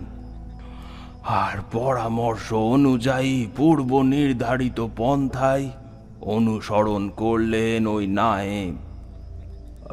কল্যাণী যখন পাগলের মতন আচরণ করতে লাগলো, রক্ত তৃষ্ণার দ্বারা তৃষ্ণার্ত হয়ে উন্মত্ত হয়ে উঠল, তখন নায়েব মশাই গ্রামের লোকেদেরকে উদ্দেশ্য করে বললেন, জমিদার মশাই এক মস্ত বড় ভুল করে ফেলেছে, মস্ত বড় ভুল। উনি যাকে নিজের সহধর্মিণী রূপে বরণ করে নিয়েছেন সে আসলেই তার যোগ্যই ছিল না। হ্যাঁ, এখন সেই কল্যাণী তার রক্ত সেবন করতে চাইছে। কল্যাণী একজন ডাইনি। হ্যাঁ, আমাদের মন্দিরের পুরোহিত বৃত্তপতি আমাদেরকেই ঠকিয়েছে। তিনি বিবাহের পূর্বে একবারও কল্যাণীর এই গোপন সত্যের কথা কাউকে জানান দেয়নি। আজকে আমাদের সেই ফল ভোগ করতে হচ্ছে। এতকাল ধরে গ্রামের মধ্যে অনেকেই নিখোঁজ হতে দেখেছিলেন আপনারা। হ্যাঁ, সেই কাজ আর কারোর ছিল না, সেই কাজ ছিল স্বয়ং এই কল্যাণী। তাই কল্যাণীকে মৃত্যুদণ্ড দেওয়া হোক।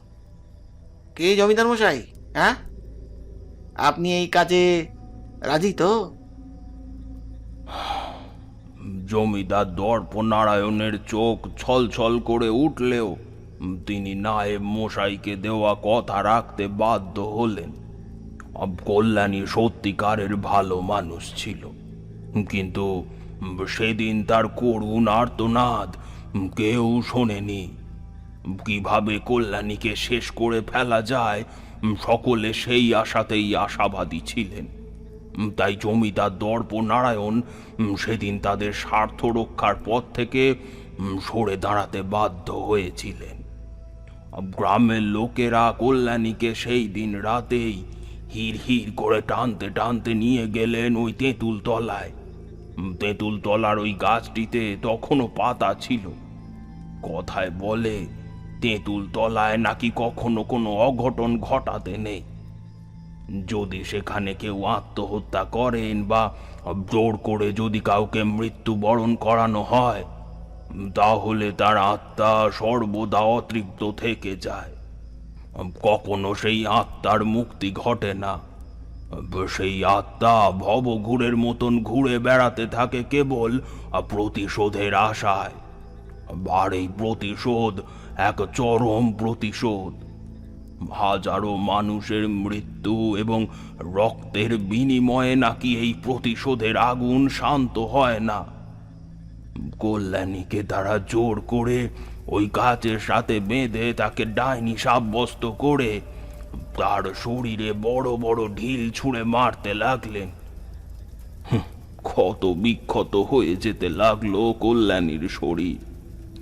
সে চিৎকার করে করে বলতে লাগলো, যারা যারা আমাকে আজ বিনা অপরাধে শেষ করলি, যারা যারা আমার আত্মসম্মান এবং মর্যাদার দাম দিলি না, তাদের প্রত্যেকের হিসেব আমি নেব। ডাইনির সন্দেহে তোরা আজকে এক নিরপরাধ নারীকে শেষ করেছিস। ডাইনিকে নিয়ে তোদের এত আতঙ্ক, তো আমি কথা দিচ্ছি এই আতঙ্কটা যদি তোদের চোখের সামনে এসে সত্যি প্রমাণ করতে না পারি, তাহলে আমার নামও কল্যাণী নয়। কল্যাণীর চোখে সেদিনকে আগুন জ্বলছিল। শুধু চোখ প্রতিশোধের আগুনে জল জল করে উঠছিল, কিন্তু কেউই তার সেই কথা কানে নিল না। সকলের কাছেই মৃত্যু ছিল এক পরিহাসের বস্তু। ডাইনিকে শেষ করাই হয়ে উঠেছিল তাদের প্রধানতম উদ্দেশ্য। কিন্তু এই শেষ যে আরো ভয়ঙ্কর কিছুর সূত্রপাতের কারণ হয়ে দাঁড়াবে, সেটা তারা কেউই তখন কল্পনা করে উঠতে পারেনি। পরবর্তী পরিস্থিতি হয়ে উঠল আরো ভয়ঙ্কর। দাউ দাউ করে জ্বলতে লাগলো কল্যাণীর শরীর। আর্তনাদ এবং চিৎকারের ভঙ্গিতে চারিদিক ম ম করতে লাগলো। মনে হলো যেন প্রতিটি প্রান্তে অক্ষরে অক্ষরে কল্যাণী নিজস্ব প্রতিহিংসার ব্যাখ্যা দিয়ে যাচ্ছে। অবর্ণনীয় সেই ব্যাখ্যার মধ্যে দিয়েই নতুন করে ফুটে উঠবে আতঙ্কের এক প্রতিধ্বনি। যুগ যুগান্তর ধরে গ্রামের প্রতিটি প্রান্তরকে শঙ্কায়িত করতে থাকবে নিজ উপস্থিতির মধ্যে দিয়ে। চারিদিকে মৃত্যু ডঙ্কা বাজতে শুরু করলো। চোখের সামনে পুড়ে ছাই হয়ে গেল কল্যাণীর দেহটি।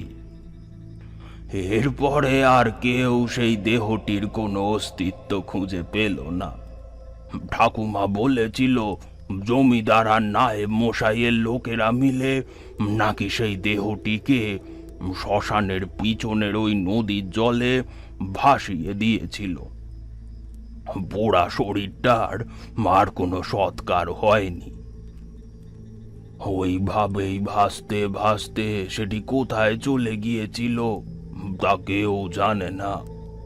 আমার মনে হয় সেই অভিশাপ এবার ফিরে এসেছে, কারণ কল্যাণী কথা দিয়েছিল সে ফিরবে। আমার বিশ্বাস যেভাবে নৃশংসতার সাথে তাকে শেষ হতে হয়েছিল, এখন সে ফিরে এসে তার থেকেও আরো ভয়ঙ্কর নৃশংসভাবে মানুষকে শেষ করছে। এই প্রতিটি মৃত্যু মানুষের চোখের সামনে এক নতুন প্রশ্ন চিহ্ন রেখে যাচ্ছে, যার কোনো সমাধান আমাদের জানা নেই। আমি আমার ঠাকুমার কাছে এটুকুই শুনেছিলাম। ঠাকুমা কোথা থেকে জানতে পেরেছিলেন তা আমি জানি না, কিন্তু কল্যাণীর মৃত্যুর পরে এই জমিদার পরিবার সম্পূর্ণরূপে নিঃশেষিত হয়ে যায়। প্রত্যেকেই নাকি কোনো এক অবাঞ্ছিত কারণে মারা যান। তাদের মারা যাওয়ার আসল রহস্যভেদ আজও সম্ভব হয়নি। আর সেই নায়েব মশাইয়ের মৃতদেহটা নাকি ওই তেঁতুল তলার গাছে ঝুলতে দেখা গিয়েছিল। যেভাবে আজ নির্মলের দেহটিকে ঝুলতে দেখা গেল, ঠিক একইভাবে মাথা নিচে পা উপরে করে কেউ যেন নায়েব মশাইয়ের দেহটাকে ওইভাবে ঝুলিয়ে রেখেছিল। এবারে আশা করি আপনার কাছে সবটাই পরিষ্কার হয়েছে। এই কথাগুলি বলেই সেই বৃদ্ধ ব্যক্তি থামলেন।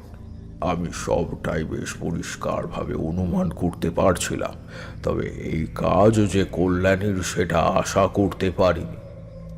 সেই মুহূর্তে আমার চোখের সামনে এমন কোনো প্রমাণ ছিল না যা আমাকে বা আমার সন্দেহকে কল্যাণীর দিকে এগিয়ে নিয়ে যেতে পারে। সময়ের ওপর ছেড়ে দেওয়া ছাড়া আমার কাছে আর কোনো উপায় অবশিষ্ট ছিল না। সেদিন রাত্রিটা ওইভাবেই কেটে গেল। বৃদ্ধ লোকটিকে জিজ্ঞাসা করলাম, কালকে রাতের ঘটনাটার কথা জানি আপনি আমায় খুব উপকার করেছেন, তবে একটা কথা আপনার কাছে আমি জানতে চাই। বৃদ্ধ লোকটি আমাকে প্রশ্ন করলেন। হ্যাঁ, বলুন না, কি কথা জানতে চান আপনি? আমি বৃদ্ধ লোকটিকে উদ্দেশ্য করে বললাম, আপনি কি এখানে একা থাকেন? না মানে আসলে কাউকে তো দেখতে পেলাম না। এমন সময় ছিপছিপে চেহারার একটি ছেলে আমাদের ঘরে ঢুকে এলো। আমাকে দেখা মাত্রই বৃদ্ধ লোকটি আমাকে উদ্দেশ্য করে বললেন, এই ছেলেটির নাম দীনেশ। এই ছেলেটিকে ছোট্টবেলায় আমি কুড়িয়ে পেয়েছিলাম। আমি তো অবিবাহিত, কেউ জীবনে নেই বলে একেই বল ভরসা বানিয়ে বড় করেছি। এখন দীনেশই আমার সব কিছু। আমার মৃত্যুর পরে আমার যা আছে সব কিছুর মালিকানা ওই পাবে। আমি বৃদ্ধের কথা শুনে খুব আশ্বস্ত হলাম। এত বড় পৃথিবীর বুকে যদি আপন বলার কেউ থাকে তাহলে আর চিন্তার কিছু থাকে না, কারণ সারা জীবনের যুদ্ধ জয়ের পর একটা সময় এমন আসে যখন মানুষকে বলা হয় শান্তি খোঁজ করতে। কারো সাথে দুদণ্ড বসে শান্তিতে আলাপ আলোচনা করতে পারলেও অনেক ক্ষয়ক্ষতি অনায়াসেই পূর্ণতায় রূপান্তরিত হয়ে যায়। খুব কষ্ট, যন্ত্রণা, এই সব কিছুর ওপরেই মলম লাগানোর মতন যদি একজন মানুষ থাকে, তাহলে পুরনো সময় ফিরে না এলেও নতুন করে সেই যন্ত্রণাগুলিকে আর উপভোগ করতে হয় না। এই বৃদ্ধ লোকটি যে পৃথিবীতে একা নন এটি দেখে খুবই নিশ্চিন্ত হলাম। এরপরে আমি দিনেশও সেই বৃদ্ধ ব্যক্তিকে উদ্দেশ্য করে বললাম, আমি একবার নির্মলের পরিবারের সাথে সাক্ষাৎ করে আসছি, সন্ধ্যার দিকে আবার ফিরে আসব। গ্রামের যা পরিস্থিতি, আসন্ন অমাবস্যার পূর্ব পর্যন্ত বিপদ কিন্তু কাটবে না, বরঞ্চ নতুন কিছুর আশঙ্কা করছি। তাই আপনারা প্রত্যেকেই কিন্তু সাবধানে থাকবেন। আমি আপনার বাসাতেই উঠব। আপনার আতিথেয়তা সত্যি আমাকে মুগ্ধ করেছে। যাক দিনেশ, তুমি মানুষটা কিন্তু খেয়াল রেখো, কেমন? এদেরকে এই কথাগুলি বলেই আমি কুটির ছেড়ে বেরিয়ে পড়লাম। এরপর নির্মলের ভিটের দিকে এগিয়ে গেলাম। নির্মলের বাড়িতে পৌঁছে দেখলাম নির্মলের স্ত্রী বিমর্ষ হয়ে বসে রয়েছে। তাকে সান্ত্বনা দিয়েও যে কোনো লাভ হবে না সেটা বেশ ভালোভাবেই আমি বুঝতে পারলাম। তার ছোট্ট মেয়ের মাথায় হাত বুলিয়ে দিলাম। সেদিনের বেলাটা ওদের সাথেই কাটালাম। নির্মলের পছন্দের জিনিসগুলোকে বেশ মন দিয়ে দেখতে লাগলাম। ওর স্ত্রী আমাকে খেতে দিলে, কিন্তু ওই বাড়িতে আমি কিছুই খেতে পারলাম না। ওই খাবার আমার পক্ষে মুখে তোলা ছিল এক প্রকারের দুঃসাধ্য। এসব করতে করতে কখন যে সন্ধে ঘনিয়ে এলো টেরটাও পাইনি। মনে পড়ল সন্ধ্যের সময়ে এখন গ্রামের রাস্তা দিয়ে যাতায়াত করাটা একেবারেই ঠিক নয়। তাই লক্ষ্যে স্থির থাকবার জন্যই আমি বেরিয়ে পড়লাম। এমন সময় রাস্তায় এক ব্যক্তির সাথে সাক্ষাৎ হয়ে গেল। বছর 25-এর একটি ছেলে। নাম জিজ্ঞাসা করলে ছেলেটি বলল তার নাম দেবেশ। আমাকে সে বলল, এই পথের ধারে যেতে বড্ড ভয় করছে। আসলে আমার মায়ের শরীরটা একেবারেই ঠিক নেই। বদ্যির খোঁজে পাশের গ্রামে যেতে হবে, আর আর যেতে হবে ওই পথ ধরে, মানে যেদিকে সেই তেঁতুল গাছটি পড়ে। বুঝতেই পারছেন আমার পক্ষে সেটি কতখানি কঠিন। এই অবস্থায় একজনের একজনের একজনের সঙ্গ দরকার। তাই তাই তাই আপনি যদি আমাকে একটু সাহায্য করেন তাহলে তাহলে খুবই উপকৃত হব। আমার ছেলেটির কথা শুনে বেশ ভালো লাগলো। ভাবলাম এক সাহায্য প্রার্থীকে এভাবে রাস্তায় একা ফেলে চলে যাওয়াটা একেবারে বুদ্ধিমানের কাজ হবে না। আমি তাকে সঙ্গে নিয়েই এগিয়ে যেতে লাগলাম। এমন সময়ে পথের মধ্যে হঠাৎ করেই কারোর উপস্থিতি নজরে পড়ল। আর ঠিক সেই সময়ে মেঘটা গর্জন করে উঠল। আমি ভালো করে তাকিয়ে দেখলাম সেটি একটি মহিলা। আপাতমস্তক মাথায় ঘুমটা দিয়ে কোথাও একটা যাচ্ছেন। তাকে দেখা মাত্রই আমার মনের মধ্যে সন্দেহের মেঘটি দানা বাঁধতে শুরু করলো। আমি ডাকতে যাব এমন সময় দেবেশ আমাকে উদ্দেশ্য করে বলল, খবরদার খবরদার, এই ভুল একেবারেই করবেন না। সে যেই হোক না কেন, ওই জঙ্গলের পথে একা একা কোনো মেয়ে কি এত রাতে যাবে বলে আপনার মনে হয়? তাই বারণ করছি, দয়া করে সাহায্যের হাত বাড়িয়ে নিজেদের দিকে বিপদকে ডেকে আনতে যাবেন না। আমি দেবেশের কথায় কান দিলাম না, কারণ একই গ্রামে এমন মন খারাপ অবস্থা ছিল। তারপরে এক গ্রামের মেয়ের যদি কোনো বিপদ আপদ হয় তখন তো নিজেকে ক্ষমা করতেই পারবো না। পরে যদি শুনি মেয়েটির কিছু একটা হয়ে গিয়েছে তখন কি করব? এই ভেবেই আমি এগিয়ে গেলাম। এরপরে মেয়েটিকে উদ্দেশ্য করে জিজ্ঞাসা করলাম, শুনছেন, আপনি কোথায় যাচ্ছেন? মেয়েটির মুখ দেখলাম পুরো ঢাকা পড়ে রয়েছে। চোখের মনিটা ওই অন্ধকারের মধ্যে স্পষ্ট করে দেখতে পেলাম না। কিন্তু মনে হলো যেন দুটি লাল চোখ আমার দিকে তাকিয়ে আবারও অন্ধকারের মধ্যে নিজেকে ঢেকে ফেলল। আমি আবারও মেয়েটিকে উদ্দেশ্য করে জিজ্ঞাসা করলাম, আরে বাবা, কি হলোটা কি? এই অন্ধকারের মধ্যে আপনি কোন সাহসে ওই জঙ্গলের দিকে যাচ্ছেন? এগিয়ে জানেন না ওই জঙ্গলের দিকে গেলে আপনাকে অনেক বড় বিপদে পড়তে হতে পারে? গ্রামে এত বড় একটা ঘটনা ঘটছে জেনেও কিভাবে সাহসের সাথে ওই দিকে এগিয়ে যেতে পারছেন আপনি? আরে কি হলোটা কি? আরে আমার কথা কি কানে যাচ্ছে না আপনার? দেখলাম দেবেশ ভয়েতে একেবারে চুপ করে গিয়েছে। এমন সময়ে মহিলাটি আমাদেরকে উদ্দেশ্য করে বললেন, আমি মুখ থেকে কাপড় সরাতে পারবো না। আসলে আমার একটু অসুবিধা রয়েছে, সেই কারণে আমি ওই জঙ্গলের ভেতরেই থাকি। ওইখানে আমার একটা কুটির রয়েছে। ওইদিকে থাকলেও আমার তেমন কোনো অসুবিধে হয় না।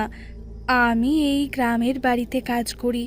সামনেই বেশ কয়েকটি বাড়ি রয়েছে, সেখানেই কাজ করি আমি। তাদেরকে আমার পরিচয় জিজ্ঞাসা করে দেখবেন, তারা আমাকে চিনবেন। আর আপনি যে ভয়ের কথা বলছেন, সে ভয়ের কথা জেনে আর লাভ নেই, কারণ রুজি রোজগারের জন্য প্রাণের মায়া করলে কি আর হবে? ওদিকে যদি ডাইনির ভয় থাকে, তাহলে এদিকেও জানবেন পেটের ভয় রয়েছে। পেট চালাবো কিভাবে? অর্থ উপার্জন না করলে দুবেলা দুমুঠো খেতেও তো পারবো না। আমি মহিলাটির মুখে এমন সাবলীল কথাবার্তা শুনে সেখান থেকে সরে গেলাম, আর তাকে বাধা দিলাম না। দেখলাম সত্যিই সেই মহিলা জঙ্গলের রাস্তা ধরেই সেদিকে চলে গেলেন। তবে দেবেশ হঠাৎ করে বলল, আমি এই দিকের রাস্তা ধরেই যাচ্ছি, ও দিক দিয়ে আমি যাব না। এই দিক দিয়ে গেলে যদিও আমাকে অনেক ঘুরে যেতে হবে, তবুও ভালো। কিন্তু ওই মহিলা যেদিকে গেলেন সেদিকে আমি খবরদার যেতে চাই না বাবা। আবারও একটা ভয়ঙ্কর রকমের বিপদ আপদ ঘটে যেতে পারে। আপনি এসবে বিশ্বাস না করবেন না, কিন্তু আমি করি। সেই যে অন্য কারোর বেশ ধরে আপনার সামনে দিয়ে আজ চলে গেল না, হ্যাঁ, আপনার উপরে পাহারা রাখবার জন্যই সেখানে এসেছিল। এটা আপনি টের পেলেন কিভাবে? জানি না কেন সেদিন দেবেশের কথাগুলির মধ্যে কেমন একটা সত্যতার আঁচ পেয়েছিলাম। সে তো ওই পথ ধরে অগ্রসর হয়ে গেল, কিন্তু আমি যখন বৃদ্ধ ব্যক্তির বাসায় ফিরলাম তখন ঘটল আর এক ঘটনা। একটার পর একটা কালো সত্য চোখের সামনে ভিড় করে আসছিল, কিন্তু এসবের পিছনে নিহিত থাকা কারণগুলিকে আমি কিছুতেই খুঁজে বার করতে পারছিলাম না। দেখলাম সেই বৃদ্ধের বাড়ির সামনে দিনেশ দাঁড়িয়ে ঠক ঠক করে কাঁপছে। আমি তার এমন অবস্থা দেখেই চমকে উঠলাম। তার দিকে এগিয়ে গিয়ে তাকে জিজ্ঞাসা করলাম, আরে বাবা, কি হয়েছে? তুমি এভাবে এখানে দাঁড়িয়ে কাঁপছো কেন? কি হয়েছে বলবে তো? দেখলাম দিনেশের মুখ দিয়ে কোনো বর্ণ কথা বের হচ্ছে না। এরপরে আমি দরজাখানা ধাক্কাতে শুরু করলাম। বৃদ্ধ লোকটিকে বারংবার সম্বোধন করে ডাকা সত্ত্বেও যখন তিনি ঘরের ভিতর থেকে কোনো সাড়া শব্দ করলেন না, তখন জোর করে দরজা ঠেলে ঘরের ভিতরে প্রবেশ করে দেখলাম কেউ যেন ওই বৃদ্ধ ব্যক্তিকে ঘাড়টিকে উল্টো দিকে ঘুরিয়ে দিয়ে কেউ মেরে রেখে চলে গিয়েছে। আমি তো এই কাণ্ড দেখা মাত্রই থমকে দাঁড়িয়ে পড়লাম। নিঃশ্বাস বন্ধ হয়ে আসছিল। দেখলাম বৃদ্ধের মৃত শরীরটির ওপরে কালো মাছির শাড়ি ভন ভন করছে। এটিই ছিল সেই লক্ষণ যেটি কেউ অপঘাতে মরবার ফলে ঘটে থাকে। যদি কোনো কালো শক্তির প্রভাবে কারোর মৃত্যু ঘটে, তবে এমনটা ঘটে থাকে। আমি দিনেশকে শান্ত করার চেষ্টা করলেও সে কিছুতেই শান্ত হতে পারল না। আমি তাকে সামান্য একটু জল খাওয়ালাম। এরপরে বললাম, ঠিক কি ঘটেছিল আমাকে বলতে পারবে? আমি তো এখান থেকে যাওয়ার সময় সবকিছু ঠিকই ছিল, এরপরে কি ঘটলো?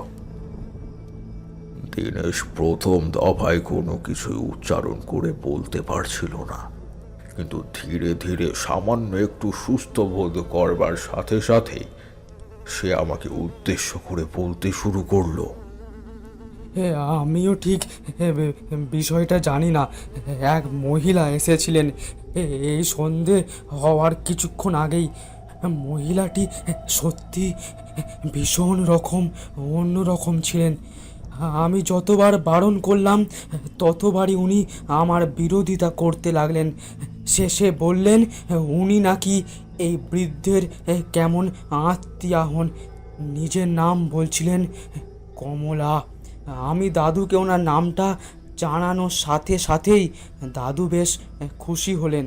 আমাকে বললেন উনি নাকি ওনার কোন দূর সম্পর্কের মাস্তুতো বোন হন, তাই তিনি এতকাল বাদে দাদুর সাথে সাক্ষাৎ করতে এসেছেন। আমি আর এসবের মধ্যে ঢুকিনি। আমারও কিছু কাজ ছিল, তাই আমি দাদুকে একা রেখেই চলে গিয়েছিলাম। কিছুক্ষণ বাদে যখন ফিরে আসি তখন দেখি দাদু চেয়ারের ওপরে বসে রয়েছেন, আর তার ঘাটটা পিছনের দিকে ঘোরানো অবস্থায় রয়েছে। জানালা দিয়ে আমি সবটা দেখি। দরজা ঠেলে ভিতরে ঢুকতে যাব, দেখলাম দরজাখানা ভিতর থেকে বন্ধ। আমি জানি এ কার কাজ।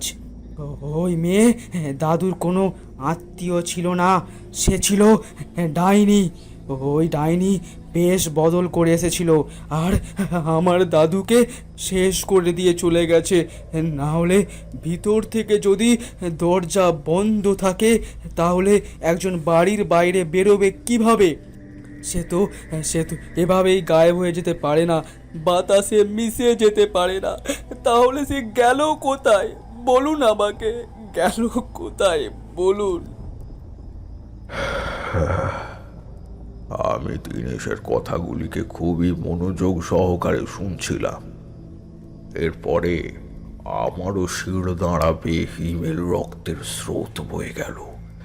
মনে পড়ে গেল মুখে চাপা দেওয়া সেই মহিলাটির কথা। তিনিও তো পথ ধরেই যাচ্ছিলেন, আর জঙ্গলের পথ ধরেই তো চলে গিয়েছিলেন তিনি। সেদিকেই তো ছিল ওই তেঁতুল গাছ। সর্বনাশ! তাহলে কি আমিও আজকে সচক্ষে সেই ডাইনিকে দেখতে পেরেছিলাম? আমার মুখ দিয়ে আর কোনো কথা সরছিল না। বৃদ্ধের অমন অকস্মাৎ মৃত্যু সকলকে চমকে দিলেও আমাকে দেয়নি, কারণ আমি জানতাম এর পিছনে লুকিয়েছিল এক বিশেষ কারণ। বৃদ্ধ আমাকে কল্যাণীর সত্যের কথা অবগত করিয়েছিলেন বলেই কল্যাণী তাঁকে শেষ করে ফেলেছিল, আর সে আমার চোখের সামনে দিয়েই ওই জঙ্গলের দিকে এগিয়ে গিয়েছিল। বাদ বাকি সবটাই ছিল কাল্পনিক।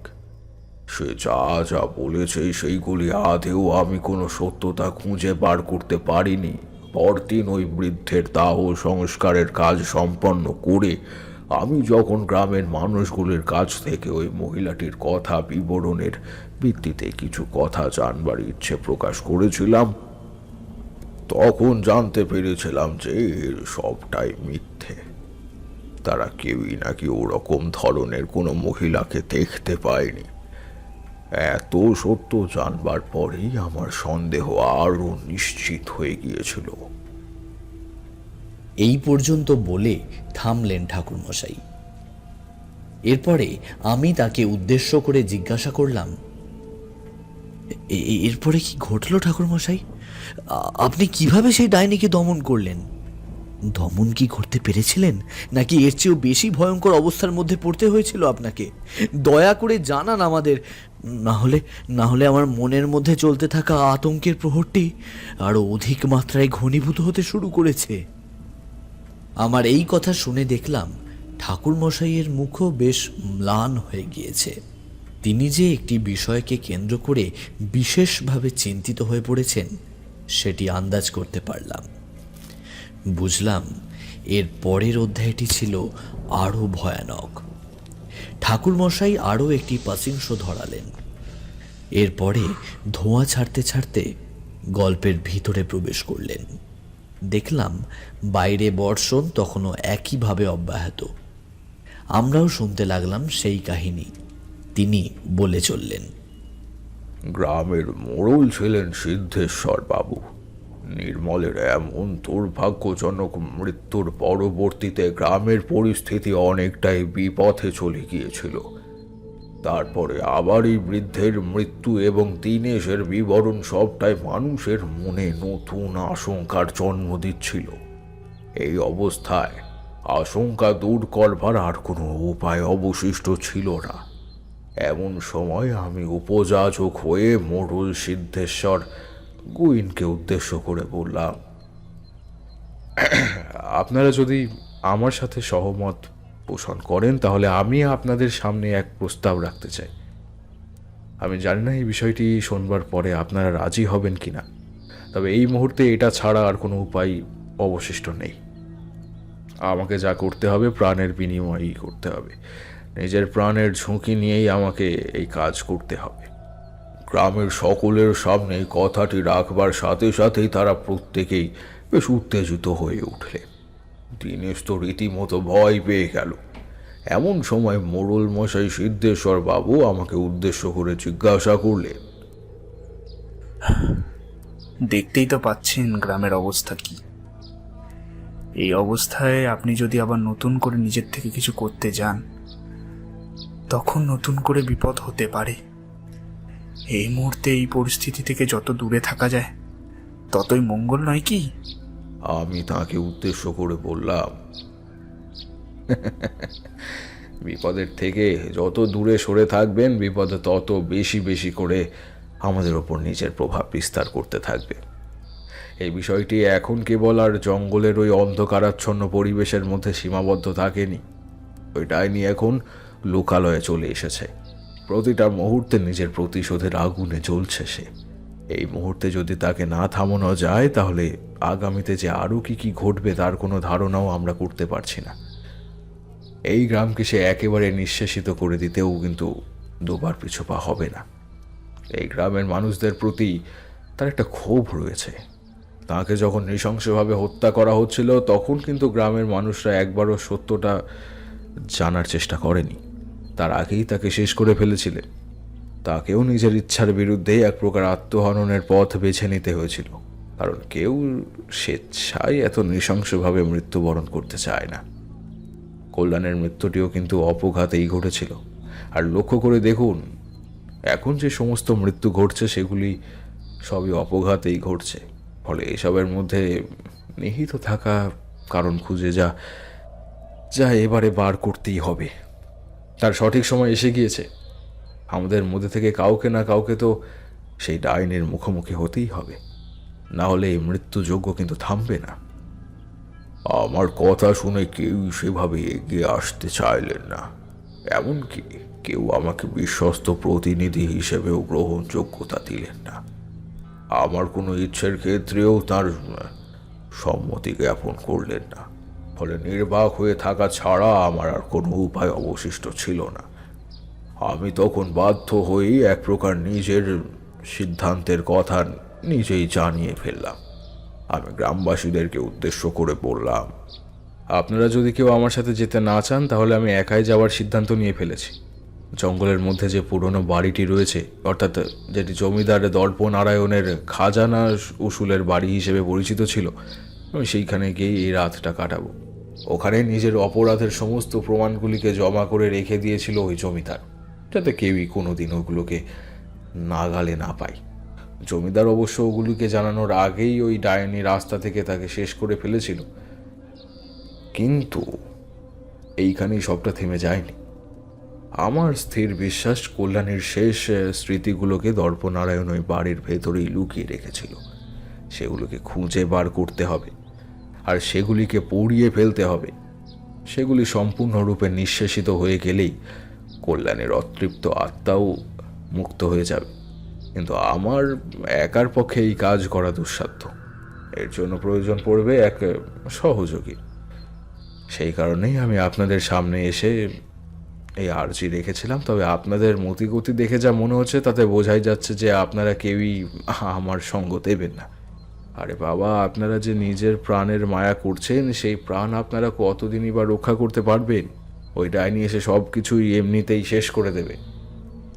সবটাই যদি এত সহজ হতো তাহলে তো সকলেই নিজের প্রাণ রক্ষা করতে পারতেন। ডাইনির হাত থেকে রক্ষা পাওয়ার জন্য আপনারা আমাদের বাড়িতে অনেকেই নানান রকমেই টোনা টোটকা করেছেন, কিন্তু তারপরও কি গ্রামের ভেতরে তার প্রবেশ আটকাতে পেরেছেন? সে তো অবাধে এই গ্রামের মধ্যে প্রবেশ করছে এবং একটার পর একটা মানুষের প্রাণ নিয়ে চলে যাচ্ছে। আপনারা যদি এইভাবে অকালে নিজেদের প্রাণ দিতে চান তাহলে আমার আর কিছু বলার নেই।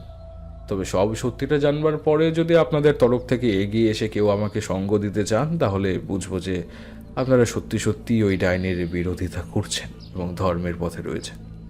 আমার সাথে তো এই গ্রামের আর তেমন কোনো সম্পর্ক নেই, কারণ আমি ওই গ্রামে এসেছিলাম আমার বন্ধু নির্মলের টান, আর তার ওই পরবর্তীতে ওই শ্মশানে যে তান্ত্রিক আসার কথা ছিল তার থেকে সাধনপত্র জানা। তারপরে কিন্তু আবার পুনরায় আমি নিজের গ্রামে ফিরে যেতে চেয়েছিলাম, কিন্তু আপনাদের মুখের দিকে তাকিয়েই তো আমি এই গ্রামে থেকে যাওয়ার সিদ্ধান্ত নিই। আর এখন আপনারাই আমার থেকে মুখ ফিরিয়ে নিচ্ছেন। আমি কি করতে পারি বলুন? আমার এতবার করে বলার পরে দিনেশ সেদিনকে রাজি হয়ে গিয়েছিল। সে আমাকে উদ্দেশ্য করে বলল, আমি আপনার সাথে সহমত পোষণ করছি। এতদিনেও কেউ আমার কথা বিশ্বাস করতে চায়নি। আমি সেই অতৃপ্ত আত্মাকে এর পূর্বেও গ্রামে রাতের অন্ধকারে ঘুরে বেড়াতে দেখেছি। ঘোমটার আড়ালে নিজেকে লুকিয়ে রেখে ডাইনি একের পর এক মানুষকে শেষ করে দিয়েছে। এবারে তার বিরুদ্ধে রুখে দাঁড়ানোর সময় এসেছে। আমি আপনার পাশে আছি, আর যদি কেউ নাও থাকে তবুও আমি থাকব, কারণ আমার জীবনে ওই বৃদ্ধ মানুষটি ছাড়া আর কেউ ছিল না। আমি আগে অনাথ ছিলাম বলে উনি আমাকে কুড়িয়ে এনে মানুষ করেছিলেন, আর এখন আবার আমি অনাথ হয়ে গেলাম। আমার সাত কুলেও আর কেউ রইল না, তাই প্রাণ বিসর্জন দিতে আমি পিছুপা হব না। নিজের জীবনের বিনিময়েও যদি গ্রামবাসীদের প্রাণ রক্ষা করতে হয় তবে আমি তাই করব। সেদিন দিনেশের কথা শুনে ওখানে উপস্থিত অনেকেই নিজেদের সাহস ফিরে পেয়েছিলেন। এরপরে ঠিক হলো দিনেশকে নিয়ে ওই পথে এগিয়ে যাওয়া। সামনেই ছিল অমাবস্যা। সেই দিনই আমি আমার সঙ্গে করে সমস্ত সরঞ্জাম নিয়ে এলাম। ওই ডাইনি ছিল খুবই শক্তিশালী। আমার দ্বারা অর্জিত ক্ষমতা তার কাছে খুবই সামান্য ছিল। তবে ক্ষমতা সামান্য প্রতিপন্ন হলেও অনেক সময় মনের জোরের দ্বারাও কিন্তু অনেক কিছুকে জয় করে নেওয়া যায়। তাই সেটির ভিত্তিতেই আমার কাছে যা যা ছিল, যেটুকু সরঞ্জাম আমি আয়ত্ত করতে পেরেছিলাম, সেটির সাহায্যেই আমি দিনেশকে নিয়ে ওই বিপদের পথে পাড়ি দেওয়ার জন্য প্রস্তুত হয়ে গেলাম। দেখতে দেখতে অমাবস্যার প্রহর আরও ঘন হলো। কালো রাত, আকাশে একটিও তারা নেই, আর তার সাথেই সজোরে মেঘ গর্জন করে চলেছে। সেই সঙ্গেই শুরু হলো প্রবল বৃষ্টি। আমি বুঝতে পারলাম কেউ আমাদের প্রকৃতির বিরুদ্ধে দিয়েও বাধা দিতে চাইছে, তার শক্তির সাথে আমাদের পরিচয় করাতে চাইছে। সবটাই অনুমান করতে আমি পারছিলাম। দিনেশ ছাড়া গ্রামবাসীদের তরফ থেকে আর কেউই আমাদের পাশে ছিলেন না। আমরা সেদিন মধ্যরাতে পৌঁছে গেলাম ওই বাড়িতে। বাড়িটির অবস্থা ছিল একেবারে ভগ্ন প্রায়। দরজায় সজোরে এক ধাক্কা দিতেই দরজাটা খুলে গেল। কপাল ভালো থাকায় আমরা ভিতরে প্রবেশ করতে পারলাম। দরজাটাকে ভেতর থেকে আটকানোর জন্য যে ছিটকিনিটি ছিল সেটি আমাদের সুরক্ষা কবচ হিসেবে যথাযথভাবে কাজ করতে পারবে না বলে সামনে পড়ে থাকা একটি ভাঙা টেবিলকে ওই দরজার দিকে এগিয়ে দিলাম। কাঠের তৈরি ওই টেবিলটি যথেষ্ট শক্তপোক্ত ছিল। পুরাতন আমলের তৈরি করা কাঠের কাজ ছিল চমৎকার। তার ওপর আরো কিছু পুরনো জিনিসপত্র দিয়ে দরজাটিকে বেশ ভালো করে অবরুদ্ধ করে রাখলাম, যাতে কোনো কালো শক্তি সহজে ভিতরে প্রবেশ করতে না পারে। এরপরে আমি দীনেশকে বললাম, এখানে আমি একটি গোলাকার ক্ষেত্র প্রস্তুত করব, আর এর চারিদিকে 4টে মোমবাতি জ্বালাবো। এত সহজে কল্যাণীর আত্মা এখানে আসবে না। ওর আত্মার কোনো না কোনো দুর্বলতা তো থাকবেই, সেটিকে আমাদের খুঁজে বার করতে হবে। তবে ও কিন্তু বেশ শক্তিশালী। ও নিজের মুখটিকে কেন ঢেকে রাখতে চাই জানো? কারণ ওকে আগুনে পোড়ানো হয়েছিল, তাই ওর সারা শরীর পুড়ে একেবারে কালো হয়ে গিয়েছিল। যে মানুষ সে কারণে মারা যায়, সেটিকে দিয়েই সে বাকিদেরকে ভয় দেখাতে চায়। তাই যারা যারা ওর মুখ থেকে কাপড় সরিয়ে কৌতূহলবশত ও আসল চেহারাটি দেখার জন্য উন্মুক্ত হয়ে উঠেছে কিংবা জোর করেছে, ও কিন্তু তাদেরকেই মেরে ফেলেছে। আর যারা ওর কাছে অপরিচিত, তাদেরকে নিজেদের গোপন চেহারার পরিচয় দিয়েছে, ভয় দেখিয়ে মেরে ফেলেছে। এই দুইভাবে কল্যাণী নিজের বদলা নিয়ে চলেছে। এই মোমবাতি যতক্ষণ না নিভবে, ততক্ষণ পর্যন্ত আমাদের দুজনকে ওর নাম স্মরণ করতে হবে। আজকে ঝড় বৃষ্টির রাত, তারপরে আবার ও অমাবস্যা। এমন পরিস্থিতিতে এই জাতীয় বিদেহী আত্মাদের শক্তি কিন্তু আরো বেশি বৃদ্ধি পায়। আমরা তাকে আহ্বান করছি, সেটা দেখে সে না এসে থাকতে পারবে না। তবে যতক্ষণ না পর্যন্ত আমি বলবো, ততক্ষণ পর্যন্ত কিন্তু তুমি এই গোলাকার ক্ষেত্রের বাইরে একটা পাও রাখবে না। সে তোমাকে নানান রকমভাবে নিজের দিকে আকর্ষণ করবার চেষ্টা করবে, এমনকি তোমার কাছে সাহায্য প্রার্থনাও করতে পারে। তবে একটা কথা সব সময় মনে রাখবে, যে মৃত ব্যক্তিদের কখনো কোনো সাহায্যের প্রয়োজন হয় না। জীবিত ব্যক্তিদের মস্তিষ্কের ওপর কাবু করার জন্যই ওই সকল বিদেহী আত্মারা নানান রকমের পন্থা অবলম্বন করে। আর যদি তুমি অবুঝের মতন তার চক্রান্তে একবার পা দিয়ে ফেলো, তাহলে কিন্তু তোমার মৃত্যু একেবারে নিশ্চিত। এটা মনে রেখো। আমি দীনেশকে সেদিন সবটাই বুঝিয়ে দিলাম। মোমবাতি জ্বালিয়ে এক মনে কল্যাণীর নাম স্মরণ করতে লাগলাম। রাত আরো ঘন হলো, বাড়ল নিস্তব্ধতা, আর ঠিক সেই সময় ঘটল চরম বিপদ, যেটির কল্পনাও করতে পারিনি সেদিন। সেটাই চাক্ষুষ দেখতে পেলাম। ঠাকুরমশাই থামলেন। এরপরে আমি তাকে উদ্দেশ্য করে জিজ্ঞাসা করলাম, ঠাকুরমশাই ঠাকুরমশাই কি দেখলেন আপনি? সেই ডাইনি কি আপনার সামনে ধরা দিয়েছিল? এই কথাগুলো শোনবার পরেই দেখলাম ঠাকুরমশাই থমকে গিয়েছেন। এরপরে তিনি বললেন, হ্যাঁ, দেখেছিলাম। সে এক ভয়ঙ্কর দৃশ্য। সে দৃশ্যের কথা ভাবলে আজও আমার গায়ে কাঁটা দিয়ে ওঠে। আমিও দীনেশ বসে এক মনে কল্যাণীকে স্মরণ করে চলেছি, এমন সময় দেখলাম দরজা ধাক্কানোর শব্দ। কেউ জোরে জোরে দরজা ধাক্কাতে শুরু করলো। পরিষ্কার তার কণ্ঠস্বর শুনতে পেলাম, ঢুকতে দে আমাকে, ভেতরে আসতে দে। কিরে, কথা কানে যাচ্ছে না? ঢুকতে দে, ঢুকতে দে আমাকে। কেন কেন ডেকেছিস আমাকে তোরা? ঢুকতে দে, ঢুকতে দে। আমি কোনো কথা বলার আগে দীনেশের দিকে ইশারা করে বললাম, খবরদার দীনেশ, যাই হয়ে যাক না কেন, ও যদি তোমার মস্তিষ্কের ওপরে কাবু করা শুরু করে, তাহলে কোনোভাবেই ওই গোলাকার ক্ষেত্রের বাইরে বেরোবে না। তাহলে কিন্তু অনর্থ হয়ে যাবে। ডাইনি পুরুষের শরীর থেকে আত্মজ শক্তি ও নির্যাস টেনে নিতে পারে, তাও নিজের চোখ দিয়ে। এই কাজ তাদের কাছে এতটাই সহজ, তাই এই কাজে সে খুবই পটু। তুমি যদি ওই একই ভুল করো, তাহলে সে তোমাকেও এইভাবেই শেষ করে ফেলবে। কথাটা স্মরণে রেখো, আর যেভাবে বললাম সেইভাবেই কাজটা করে যাও। ওর নাম নেওয়া বন্ধ করলে চলবে না। যতক্ষণ এই গোলাকার ক্ষেত্রের ভিতরে বসে আমরা ওর নাম নেব, ততক্ষণ পর্যন্ত ওর আত্মা সক্রিয় থাকবে। সেই স্থান ছেড়ে অন্যত্র কোথাও যেতে পারবে না। এই স্থানটির এক আলাদা শক্তি রয়েছে, এটা কিন্তু মনে রেখো। দীনেশকে আমি অনেকবার বোঝানোর পরে সে নিজের ওপর বিশ্বাস তৈরি করতে সক্ষম হলো। দরজা ধাক্কানোর শব্দটা তখনও হয়েই চলেছিল। এমন সময় দেখলাম হঠাৎ করে সেটি থেমে গিয়েছে, সাথে সাথে মোমবাতির আলোগুলো নিভে গেল। ঘরের মধ্যে সামান্যতম বাতাসের উপস্থিতি না থাকা সত্ত্বেও কিভাবে মোমবাতির আলোগুলো নিভে গিয়েছিল সেটাই আমি আন্দাজ করতে পারলাম না। আবারও দরজা ধাক্কানোর শব্দ। ভেতরে আসতে দে আমাকে, ভেতরে আসতে দে, দে।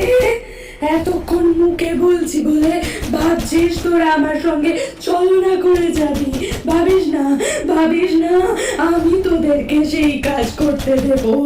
আমি যদি একবার আমার শক্তি তোদের সামনে তুলে ধরতে পারি তাহলে তোদের সব কটাকে শেষ করে ফেলবো, সব কটাকে শেষ করে ফেলবো। মনে রাখিস, ভালো চাস তো দরজাটা খুলে দে, খুলে দে বলছি। আমরা কিছুতেই দরজা খুললাম না। এবারে সবকিছু থমথমে হয়ে গেল। বাইরে কেবল ঝিরি ঝিরি বৃষ্টি ও মেঘের গর্জনের শব্দ শুনতে পেলাম আমরা। আর ঠিক সেই সময়ই সজোরে কেউ দরজার উপরে আঘাত করলো, আর সাথে সাথে আমাদের রাখা সমস্ত সরঞ্জামগুলি ওলট পালট হয়ে গেল। সেই বিভৎস আত্মাটি প্রবেশ করলো ঘরের ভিতরে, হুঙ্কার ছেড়ে বলল, এবারে এবারে কোথায় পালাবি তোরা? তোদেরকে আমি কিছুতেই ছাড়বো না। তোরা বাধ্য করেছিস আমাকে এখানে আসতে। তোরা কি ভেবেছিস, কি ভেবেছিস যে কাজ কেউ পারেনি সে কাজ তোরা করবি? তোরা আমাকে আটক করবি? কতক্ষণ কতক্ষণ তোরা ওই ক্ষেত্রে বসে থাকতে পারবি? আমি সব মোমবাতি নিভিয়ে দিচ্ছি। আজকে অমাবস্যা, আজকে আমার শক্তির কোনো সীমা নেই। আমি যা যা চাইবো তাই করতে পারবো আজকে। আমি কিন্তু সবটাই জানতাম। আর এভাবেই যাতে সেই ডাইনি আমাদের সামনে এসে দাঁড়ায়, আমি সেই কারণেই এত আয়োজন করেছিলাম। দিনের সেই ডাইনির আসল চেহারা দেখে ঠক ঠক করে কাঁপতে শুরু করলো। এতকাল ধরে সেই ডাইনি যে চেহারাটিকে পর্দার নিচে আড়াল করে রেখেছিল, এখন সেটি তার চোখের সামনে স্পষ্ট হয়ে উঠেছিল। সেটি দেখে আমিও থমকে গেলাম। মুখ দিয়ে একটিও শব্দ বার হলো না। খিলখিল করে পৈশাচিক হাসি হাসতে শুরু করলো সে।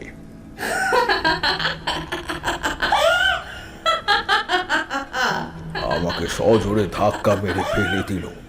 এরপরে দীনেশের গলাটিকে চেপে ধরে শূন্যে তুলে দিল। দীনেশের পা দুটো কাঁপতে শুরু করলো। আমি উঠতে যাব ঠিক সেই সময়ে আরেকটা হাতকে লম্বাভাবে আমার দিকে বাড়িয়ে দিল। আমি কিছু করবার আগেই সে নিজের নখের আঙুল দিয়ে দীনেশের বুকের ভিতরটাকে ফুটো করে হৃৎপিণ্ডটিকে বাইরে বের করে আনলো। দীনেশের শরীরটা ছটফট করতে করতে মাটিতে পড়ে গেল। দেখলাম রক্ত ভেসে যাচ্ছে। এরপরে সে ডাইনি ধীরে ধীরে আমার দিকে এগিয়ে আসতে শুরু করলো। দেখলাম দীনেশের কোল যেটা রয়েছে তার হাতে, সেটিকে জিভ লাগিয়ে চেটে রক্তগুলিকে খেতে লাগলো ওই ডাইনি। এই বিভৎসতা ছিল চোখে পড়ার মতো। আমি এতকাল এত কিছুকে দেখেছি, কিন্তু এমন বিভৎসতার সাক্ষী ছিলাম না আমি। এমন সময়ে বিদ্যুতের ঝলকানিতে চোখে পড়ল একটি কোণার দিকে। ঘরের ওই কোণাটিতে দেখলাম কল্যাণীর বেশ কিছু জিনিসপত্র পড়ে রয়েছে। ওই জিনিসগুলিকে দেখেই বুঝলাম সেগুলিকে লুকিয়ে রেখেছিলেন জমিদার দর্পনারায়ণ। আমি তাড়াতাড়ি করে সেগুলিকে নিজের হাতে নিয়ে নিলাম। এরপরে পাশের ভাঙা জানালাটা টপকে বাইরে বেরিয়ে এসে দৌড়াতে শুরু করলাম। দেখলাম দূরে মন্দিরের ঘন্টা বাজছে। এতকাল ধরে বন্ধ হয়ে পড়ে থাকা সেই মন্দিরের ঘন্টা বাজার শব্দে আমার মনের মধ্যে কোথাও অস্তমিত হয়ে যাওয়া বিশ্বাসটি যেন আবারও ফিরে এলো।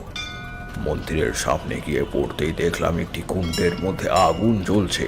মহাদেব স্বয়ং যে সেদিন আমাকে রক্ষা করবার উদ্দেশ্যেই ওই কুণ্ডের মধ্যে অগ্নি প্রজ্বলিত করেছিলেন তা আর বুঝতে আমার বাকি রইল না। এরপরে সাথে সাথেই সেই সকল সরঞ্জামগুলিকে আমি আগুনের মধ্যে ফেলে দিলাম। দাও দাও করে আগুন জ্বলতে শুরু করলো। আর ঠিক সেই সময় পেছনের দিক থেকে ধেয়ে আসতে থাকলো ওই পৈশাচিক চিৎকারের শব্দ। ওই আগুন গিলে ফেললো সেই ডাইনিকে। আগুনের ভেতর থেকে হাত বাড়িয়ে সেও আমাকে টেনে নিয়ে যেতে চাইছিল। শুনতে পেলাম তার সেই ভয়ঙ্কর আর্তনাদ। না না, আমি এভাবে শেষ হতে পারি না। তুই আমাকে শেষ করতে পারিস না। আমার প্রতিশোধের আগুন কোনোদিনও নিভবে না, কিছুতেই না, কোনো মূল্যে না। না না। সবটা সেদিন শেষ হয়েছিল, কিন্তু একটি আক্ষেপ কিন্তু থেকেই গিয়েছিল। গ্রামবাসীদের সকলের বিরুদ্ধে গিয়েও যে আমার প্রাণটিকে রক্ষা করেছিল, যে আমার সাথে হাতে হাত মিলিয়ে কাজ করতে এসেছিল, সেই দিনেশকে আমি রক্ষা করতে পারিনি। আমার চোখের সামনে নিজের প্রাণের বিনিময়ে সে গ্রামবাসীদেরকে মুক্তির নিঃশ্বাস ফেলতে গিয়েছিল। ওরা মুক্তির নিঃশ্বাস ফেলেছিল কেবল দিনেশের জন্যে। তারপরে গ্রামবাসীদেরকে সবটা জানিয়েছিলাম আমি। সকলে মিলে ওই তেঁতুল গাছটিকেও কেটে ফেলেছিল, আর পাশে থাকা ওই ভগ্নপ্রায় বাড়িটিকেও একেবারে পুড়িয়ে দেওয়া হয়েছিল। ডাইনি আর কোনোদিনই ফিরে আসেনি। আমি নিজের হাতে শেষ করেছিলাম তাকে। দেখলাম তারানাথের চোখ জলে ভিজে গিয়েছে।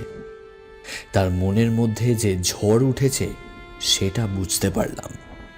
তাই আমি ও কিশোরী সেদিন আর তাকে কোনোভাবেই বিব্রত করতে পারলাম না। চুপচাপ নিজেরা নিজেদের বাড়ির দিকে রওনা হয়ে গেলাম। পথে আস্তে আস্তে মনে হচ্ছিল বারংবার কেউ যেন আমাদের নাম ধরে পিছন থেকে ডাকছে। তবে সেদিনের পরে তারানাথের কাছে গল্প শোনবার ঝোঁকটা আরও যেন বৃদ্ধি পেয়েছিল। প্রতীক্ষায় ছিলাম নতুন কিছু শোনার উদ্দেশ্যে।